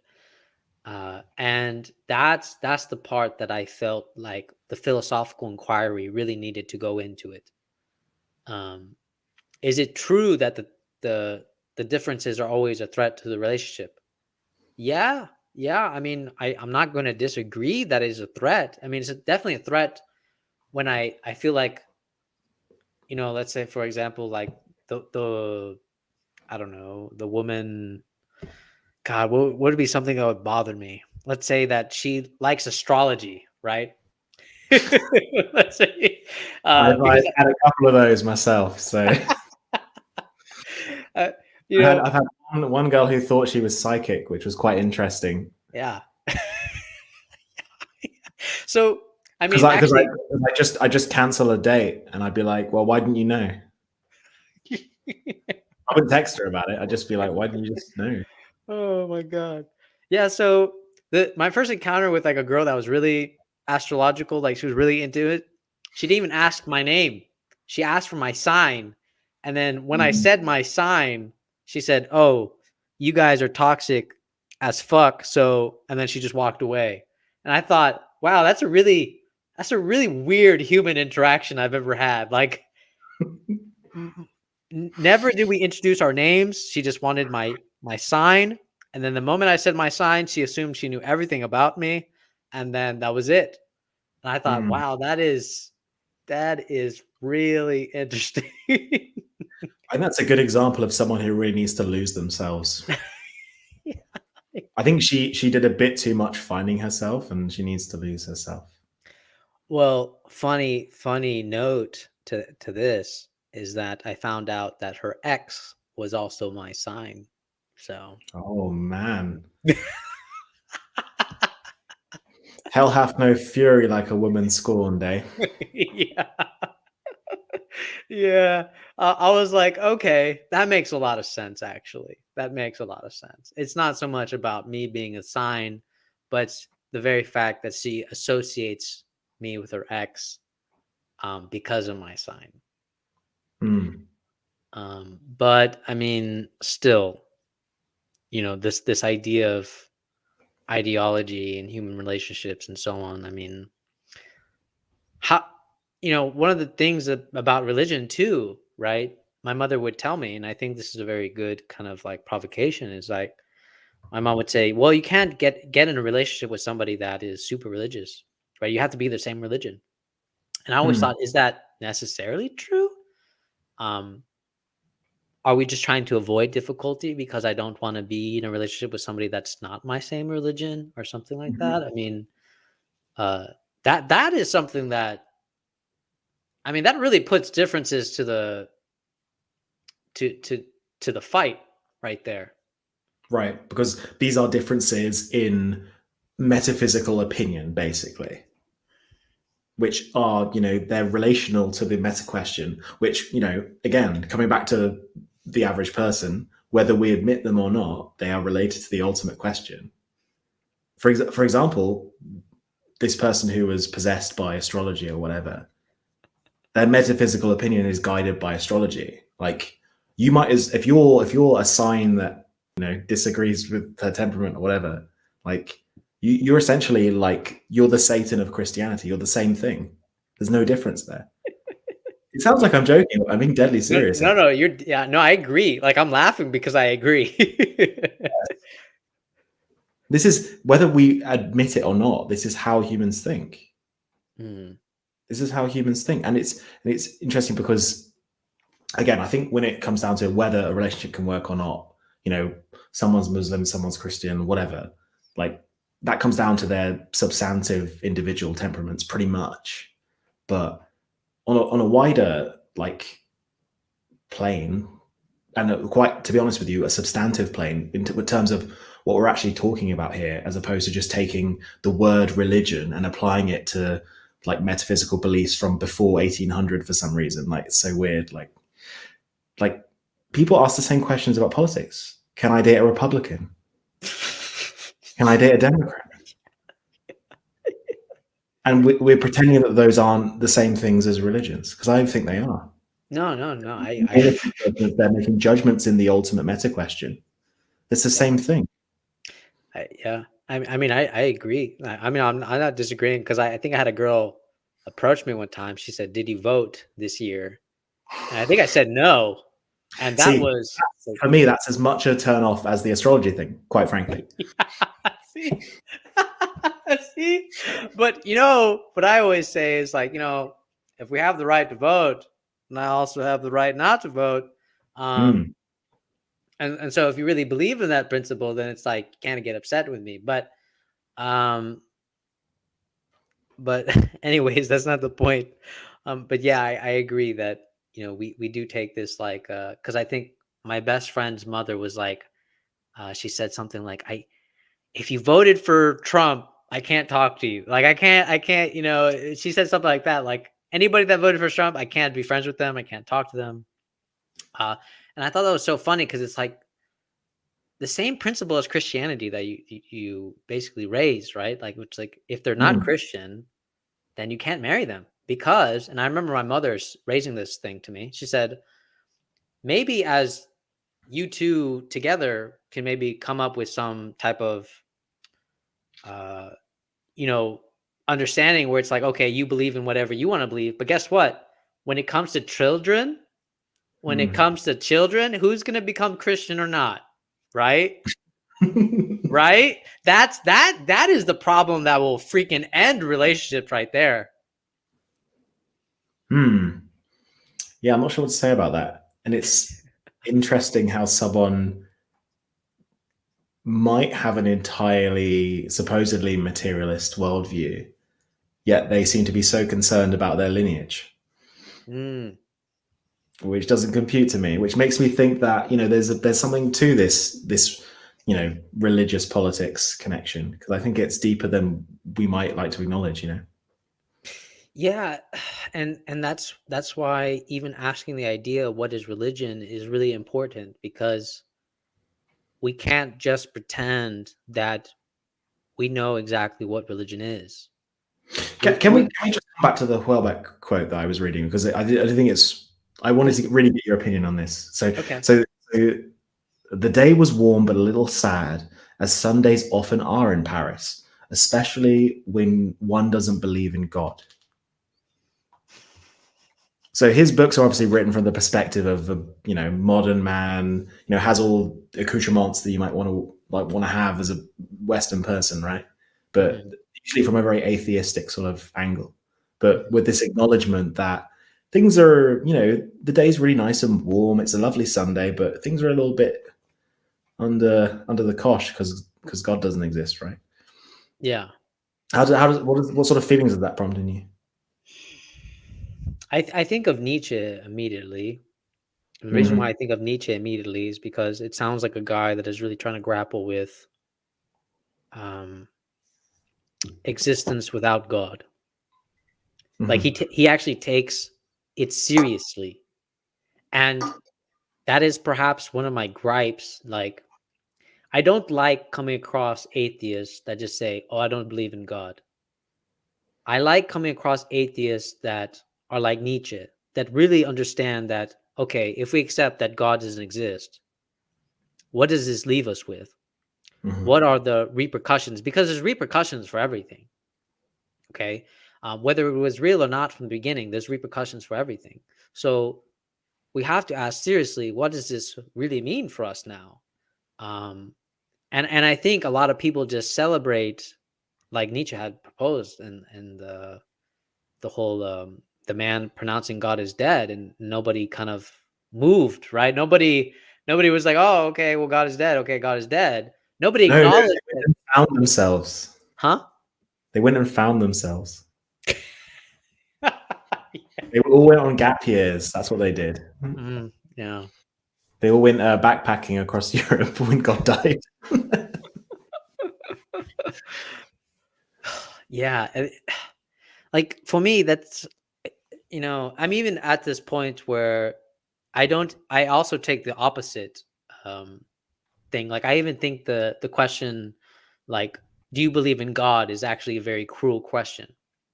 And the reason why I feel like that's a cruel question is because that automatically puts me in a state of philosophical suicide, which Hmm. means that I've Yeah, stopped searching for God, that I've yeah, stopped my inquiry, that I've stopped it. Like for me, if I really love truth, then I'm always pursuing truth, correct?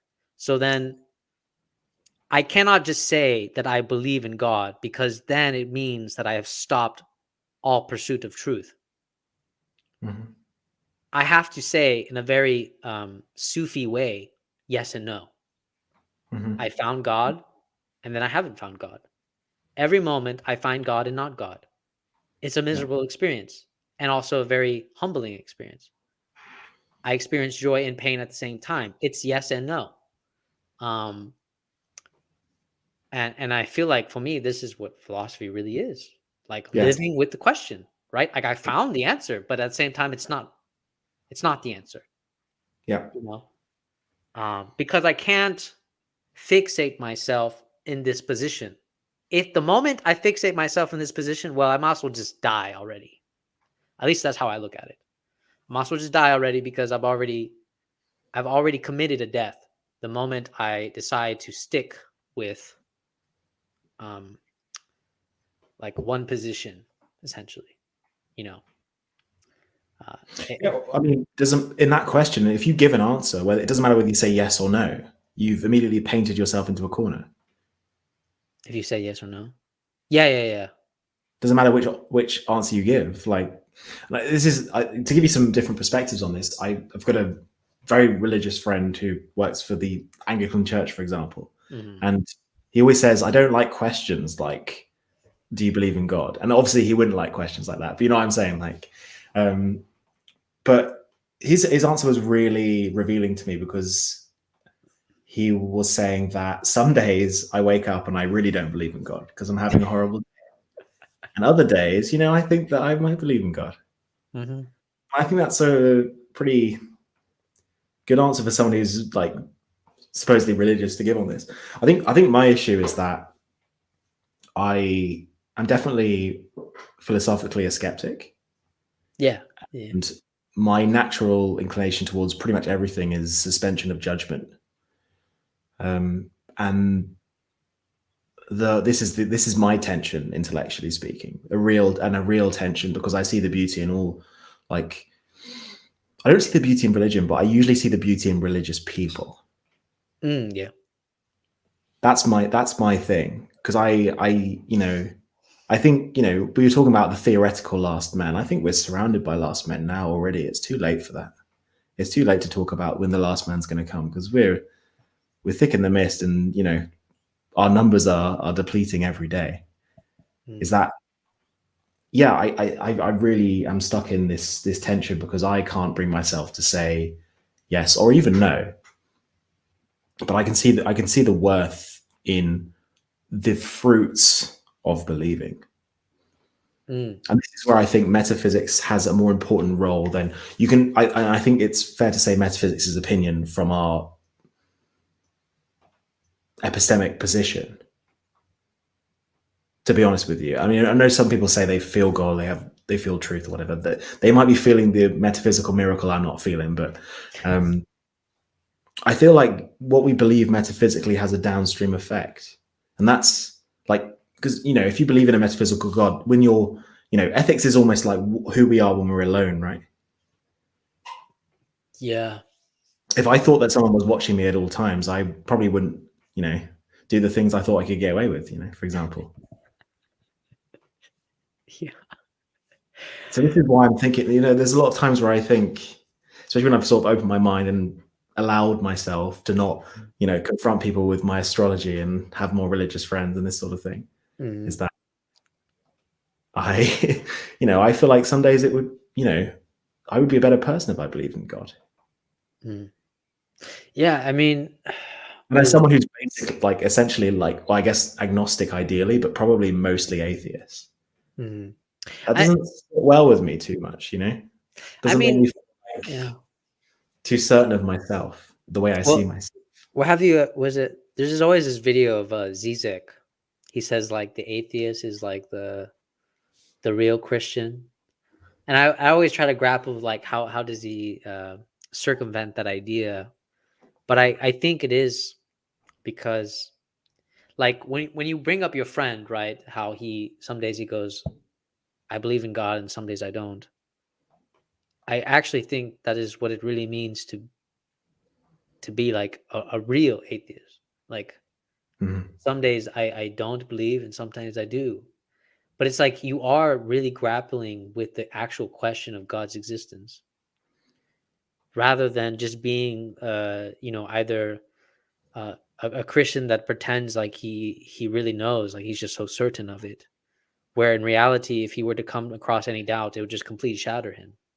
He wouldn't Mhm. even know how to grapple with this anxiety. Um, and the same thing with the atheists. There's certain atheists that they're so certain God doesn't exist, but then the moment they come across something that it's unexplainable, they go, "Oh, God, maybe it does." So that mediation in between of a man Or living they his think life of their God, their empirical God, is yet to explain what we've just seen that's unexplainable, right? wait, say that again. Their God, which is empiricism, is yet to explain what we've just seen, which is unexplainable. Yes, yes, and and the other thing is that also gets me is that a lot of people like to attribute an anthropological God. Uh, Hmm. and this is where like I like Spinoza, for example, because he goes, God is indifferent. you know? Yeah. um, And the other thing is that there's such a gap between religion, because not only is there exoteric religion, which is, your traditional forms of Christianity, Islam, Jewish, Buddhism, and all that stuff, but when you dive into mysticism, it gets really hazy. You're talking about negative theology here. And negative theology is something that most people don't even grapple with. They don't even know how to begin thinking about it, because honestly, it's not an organized thing. Like God, how can I put it? It's like you are God and God is you. Like it's like this very philosophical, in and for itself kind of Hegelian way that most people are stuck on the separation. Like, okay, there's God, there's heaven and hell, and so on and so on. But if you read certain mystical thinkers, right, heaven and hell, those are just physical states. Those are just states of being that you can transverse in and out. So it's like there's so much room for interpretation, so much room, that I feel like when we talk about religion, most people are confining themselves to a specific exoteric notion of religion. That if you really want to kind of like a true understanding of what religion is, you need to dive not only into the exoteric side, but also into the esoteric side, the Mhm. negative theology, the mysticism, it's it that's why I'm always hesitant about people that reject religion right away, because for me it's like it isn't quite clear exactly what is religion when I think about it. Yeah. It isn't. Yeah. Um, like Iqbal says, religion is the expression of man. That's a very broad, ambiguous definition. But it makes me think sometimes when you use that definition, that means every expression that we use, um, it's always towards something, isn't it? Mhm. Yeah. Right? Towards something. So it's, that's the part that really complicates things for me, and then human relationships.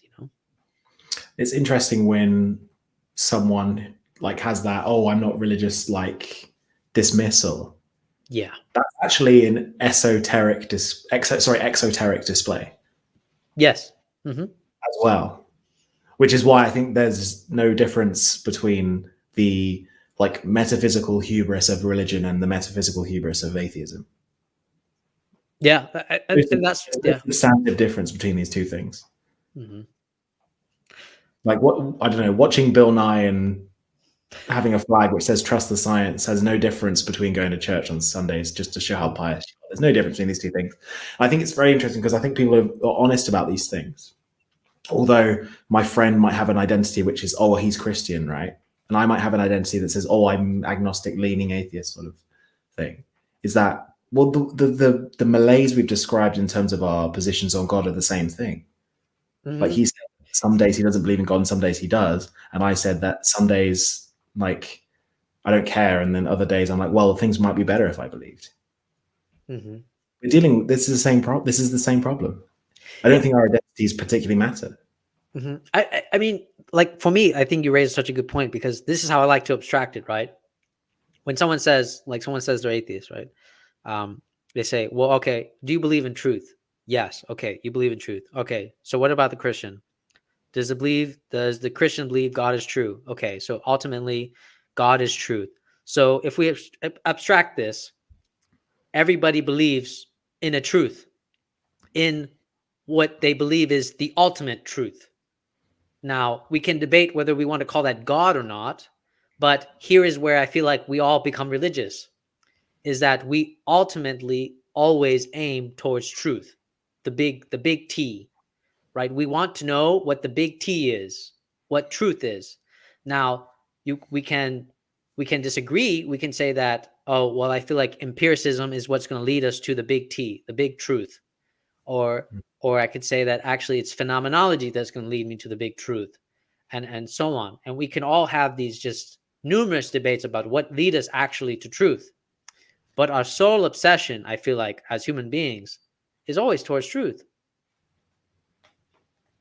That's why we always debate these things. So it's like philosophers, theologians, they all want to understand reality. The only sin that you could say really gets committed is that when they say that I understand reality, I know what reality is. Hmm. Um, I think And I that's want to read Daniel's when you begin to quote start here. playing God, right? Huh? That's when you begin to start playing God, I think, as well. Yes. Is when you Yes. try to cast the truth in your own image, or when you try to say, "No, I know the truth for true." And Hmm. that's intellectual dogmatism, which, as you said a couple times, is analogous to philosophical suicide, I Hmm. think. And it's also just to use like a religious mythology, right? That's Satan. Because even in the fall of man, right? Satan, at least in the Islamic Quran, right? Satan says, "Why would I bow down to a human being when I am made of fire? Why would I do that? Because fire is more supreme than the clay." So Yeah. the moment we start asserting that sort of intellectual arrogance, we've already been we've already casted ourselves into the depths of the fall of man. Yeah. We've already done it. Um, Yeah. And speaking about home turf, I'm very poorly read on the other religions of the world, but it's in Milton. It's Milton where um, the devil's in his fallen state. He's in hell, but he's not unhappy about it. He's happy about it. He's the great line, which is "Evil be thou my good." He mm, would rather be the fire than the clay, that's because interesting. for him, fire is better than the clay. Yeah, yeah, yeah. Mhm. But he just completely takes like good and evil, truth and falsity, turns it on its head and says, "Okay, fine, falsity's my good. Evil be thou my good." But what's so beautiful about that is that was it Carl Jung talks about this in the Red Book about the interchange between good and evil. And he says, how good becomes evil is when good loses its force, but you're still trying to maintain it. It's like Yeah. when you can't let go of it, that it becomes evil, Hmm. Hmm. Hmm. right? And I found that so beautiful because it's like it even explains my own human relationships, right? When the woman wants to leave, when it's impossible for me to love her and I just can't let it go, right? It becomes evil. It's that very moment where the love was good, and then that realization that I can't have it, but I'm still holding on. The force has already left, but I'm still holding on, and then that holding on, it becomes evil. And so it really shows this interchange between how fast evil and good can just inverse itself. Hmm. It can begin good and turn evil, and it can begin evil and turn good. Um, That's almost one of the great tragedies of our sort of state, is that to think something's true, you have to have some conviction in it, right? mhm. If I think something's true, I'm willing to lose something for it. In a lot of cases, if I think something's really true, and this comes back to religion, ideology, or whatever, I'm willing to die for that thing. Yeah, If you're, someone can be virtuously possessed by the good, by the truth. Someone can equally be possessed by the falsity, from whatever means. Like you said, like the truth can be perverse into all sorts of things. yes. Mhm, mhm. Yeah, that's exactly right. And it's funny because with the Christian mythology, when you incorporate the Islamic mythology, there's actually no original sin. There's no concept of original sin in the Islamic mythology, which is always Hmm. interesting because that means that the real question to ask then is what's the purpose of guilt? Because I think a lot of Christian theologians assert the idea of that, well, guilt, the reason why guilt exists is because that's the original sin, right? My fall, I betrayed myself, and so on. So now I must live this life of my original sin, and yada yada. Um, but it goes to show that there is so much room for thought in religion when it's not just Christianity. That when we kind of escape the homeland, what does that really mean? Uh, this religion, what does that really mean? Yeah. Because I think it's a different tact on the fallen state. Maybe we can talk about this because I think it's interesting. Is that at least whether it's talking about Milton or the actual original Genesis scripture, is that it's usually it can be interpreted as well, we shouldn't have knowledge because we'll have knowledge of what is good and what is bad. Why don't we just be good, right? Why don't we just be in God's paradise? Number two, you have the interpretation that, well, Eve's the one who betrayed God originally, and therefore you get that the feminist critique of these things.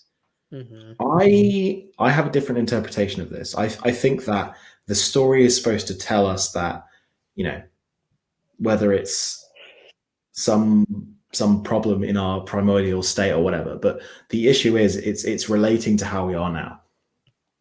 And what I mean by that is that right now we're in a fallen state, and what I'm saying is not that women are easily manipulated or that we shouldn't have knowledge. Mhm. It's that we're fallible and we're limited. Mm. That's how I've interpreted the Genesis fall. I don't know what your take on that is, but I understand there's different interpretations of it. But that's definitely how I interpret it. It's definitely a sort of lesson from limitation. I mean, at least this is what you don't get much of that from the original Genesis story, but I definitely got that from Milton. Yeah. So was it one of my favorite like Muslim philosophers? He wrote like this book called The Reconstruction of Islam. Um, and how he interprets the fall is this: the fall is not a punishment, but it's actually to show us the beauty of knowledge gained through experience.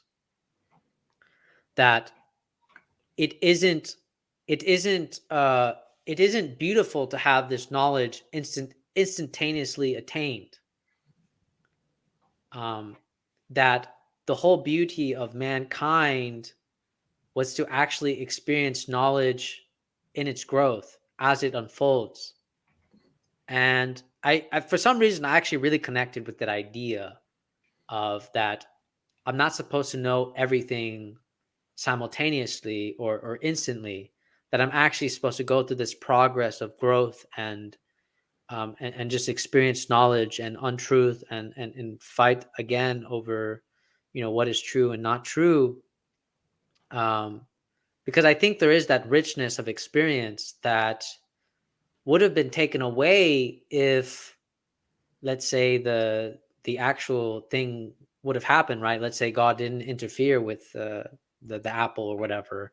We would have just had the knowledge, and then it's like, then what? It's like, okay, cool, like everything, cool.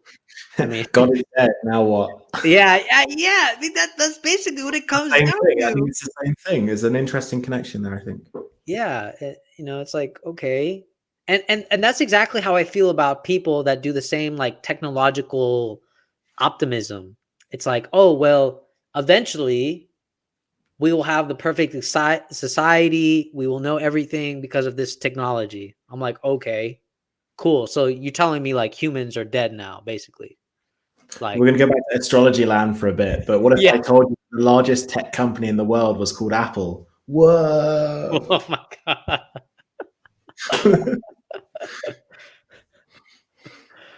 that is actually a really good connection. I like that. uh, okay. I think we've gone on for 2 hours now, almost. Um, Yeah, it's I do I do want to read some of Daniel's comments here, OG Rose, because he's been blowing up the chat here. So okay, so his first comment is, so the first thing I heard involved Satan, dating, meta questions, and girls. I'm so glad I'm here. Then he said, two fine gentlemen talking philosophy and drinking on a Saturday night. Life is good. He says Paul Tillich's association of belief with ultimate concern and courage to be is useful. Then he says, just throw Schrodinger's cat at them and run/stand. Then he says gulps, drinks. Yeah. uh, Daniel says religion seems to have something to do with what we are willing to face fear to realize. And then he says it is also impossible for us to ascribe to something as a truth without also thinking that it is part of the truth. Yes, right. Yeah.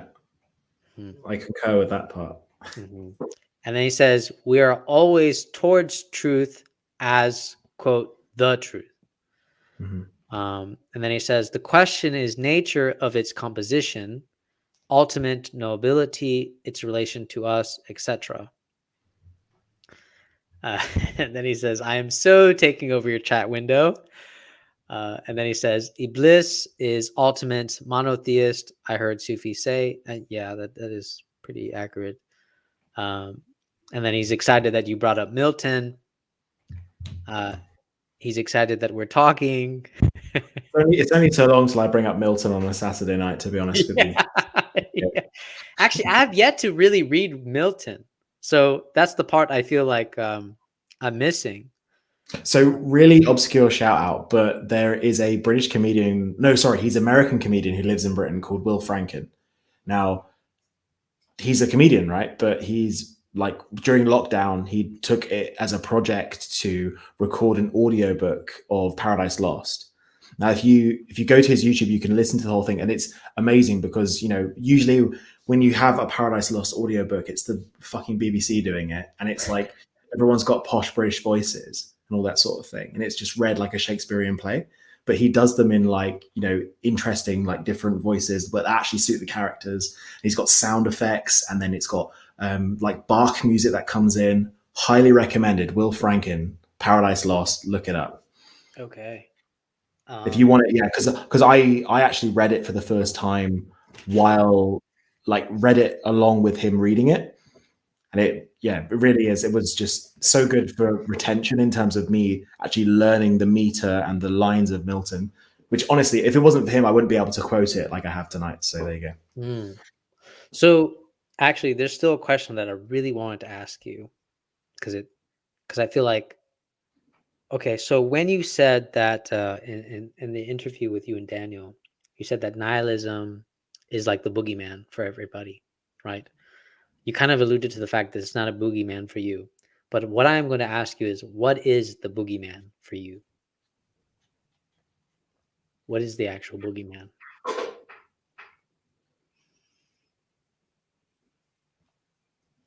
So I think the highest value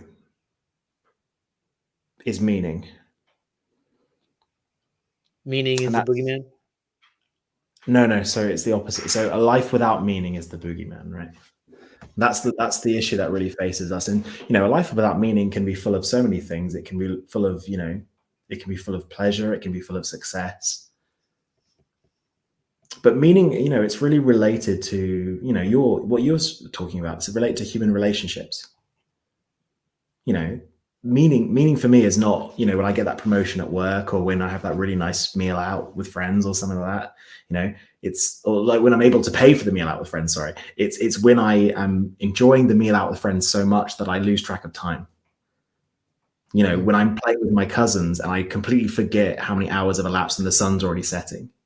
Mm. It's those moments of gold that glimmer. It's when I've had a really good day of writing and I've absolutely destroyed, just done so much writing and so much editing in a very short period of time. And it's those creative bursts you get. It's those very small glimmers of meaning in our life that are meaningful. And I think that that's the highest value we can have. We should aim to maximize those, but we should admit that our lives are probably going to be, for the majority without them. But, for all of their rarity, they're made ever more special. And I think, despite all of our economic prosperity, our physical comforts and our security, that we are sacrificing meaning, because these meaningful experiences I'm talking about, they require you to make some sort of sacrifice, whether that's, it could be the inconvenience of going to see your cousins, for example. It could be the fact that you have to, get through your grandma and your aunt to get to your cousins, for example. It could be the fact that, I have to like not go out drinking all weekend to do some writing, for example. They they they they invoke some sort of sacrifice, and that's something that pure pleasure, hedonism, success, economic success, security doesn't have. A very contemporary example is that we're all moving towards a biological security system around this COVID thing that is just removing the meaning of adventure from everything. Hmm. So we're all going to stay in one place now and just be scared of each other. Hmm. That's my boogeyman. We're going to lose all meaning by doing this. Have you read Albert Camus' The Plague? I have not. I've read a lot of Camus. Like we mentioned, Myth of Sisyphus tonight. That was Yeah. a big influence on my last book, and The Rebel is a big influence on my next book. But Mm. Plague, no, I didn't. I got the temptation to read it when the pandemic became a thing, but I saw everyone else doing it, and natural contrarian, I just avoided it, which was bad, I guess. What is it? I actually haven't read The Plague, but I've read the what is it? The Stranger. The Mm. Stranger is actually what really taught me about human relationships to some extent, because towards the end of The Stranger, have you read The Stranger at all? No. So I don't want to ruin it, but there's a specific interaction with the main character and a priest, and the priest is saying like, "Oh, just kind of like believe in God, and then you can, die in peace," kind of thing.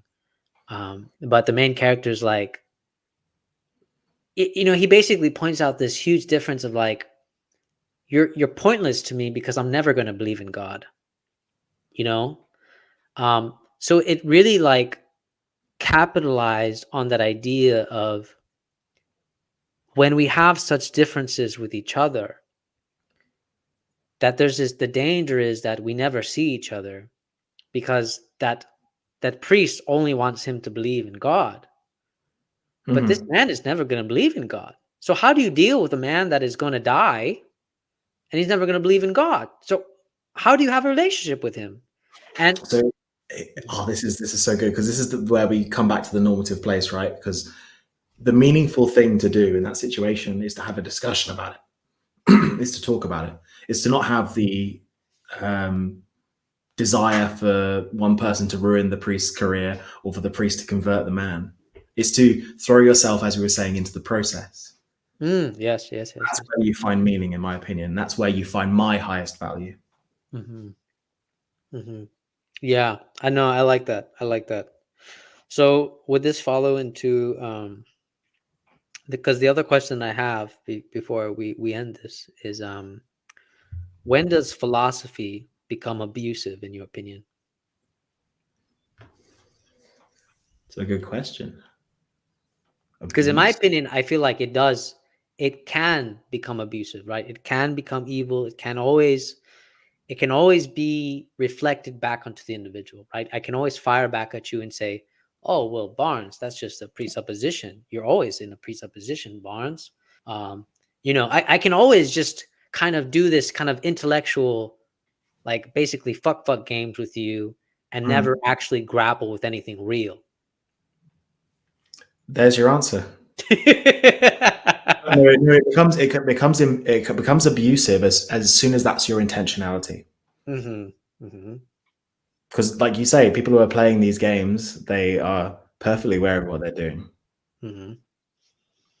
Hmm. and I prefer not to have those conversations. Yeah. Yeah, no, me too, because I probably would get rather very aggressive very quickly. Because No, I you mean, just gotta leave. They've got to lose themselves, as I would yeah, say. no, no, yeah, they have to lose themselves, and that's what I like about my channel, is that I feel like it automatically attracts people that are very sincere about philosophy. Whether I Mm. agree with them or not, it always attracts people that are sincere about philosophy, and for me, that's all that it matters, really. It's just, I'm like happy to have a dialogue that, whether we agree or disagree, I know that this person is sincere about pursuing the truth. Mm-hmm. Mm-hmm. you Well, know, yeah, I think and we've uncovered that tonight. If we're, not anything else, you and me are both at least sincere about stuff. yeah. And that was my attraction to you, Barnes, is that I'm like, okay, he's very adamant about his pursuit, and this is a conversation worth having.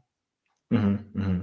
Well, and this is the thing. This is what I'm saying about meaningful experience. If these things are approached in this manner, there's no limit to how good things can become, and genuinely good. I'm not talking about like you and me are going to get rich, you and me are going to live in better houses. I'm talking about how meaningfully better things are going to become. Hmm. I've learned more about you in 2 hours than I have about other people I've known for years, who people I work with for years. Honestly, dude. Mm. Yeah. Wow. How powerful is that when you're talking Yeah, about that humans, is. right? Yeah, that is wild. Yeah. I mean, no, I agree though. And I feel like this is kind of like why I started this series, because I wanted not only to talk about philosophy, but I also felt like, the alcohol kind of loosens the the apprehension to not share sometimes.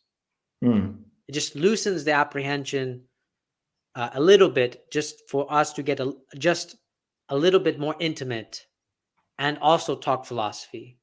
Like, I'm not interested in getting sloppily drunk, but I'm just interested enough to get loose and talk, and just kind of experience what it means to get to know a human being. hmm hmm Well, I'd also be very boring without it, to be honest with you. So there you Uh, I admit, I was actually shocked that I think you are the perfect person for, because I have been looking for a person that would create more tension in my thinking, you know. And I think you actually proved to be a person that actually did present more tension with my thinking, because Yeah, I think this is what kept bringing back to your channel. To be honest, is because I don't always like. Is the reason why I keep coming back to. I keep having conversations with Joshua Heath as well. Is because we both think in completely different ways, and it's always a more meaningful, more like productive conversation that way. Mhm. And I don't know. I think this is what keeps bringing back to your channel because you definitely think in a different way from me, but also you either challenge what I'm feeling. There's a lot of people I'm surrounded with that think the same way as me, which isn't productive. I think this is a important thing. Yeah, no, yeah, I agree. It's was it Daniel saying, very true what Barnes said, which also suggests why the name of the game isn't more time together, but quality time. Vertical time versus horizontal time. I really don't want to rush us, but my laptop's about to run out of battery and my charger is upstairs, so I don't No, know what no, to do. yeah, I know. We were gonna cut. No worries. It's already been 2 hours. For me, I can't even ask myself to watch a video for 2 hours. So I understand. No, Um, man, let alone listening to yourself. That's not good, man. okay, well, all right, Samuel. It's been great, and I think we really touched on some really really good stuff here, and so I appreciate everybody that's watching, and I think we really hit. I think this was a success. Honestly, it was really Yeah, good. it's great. Yeah, it's been smashing. Yeah, I've had.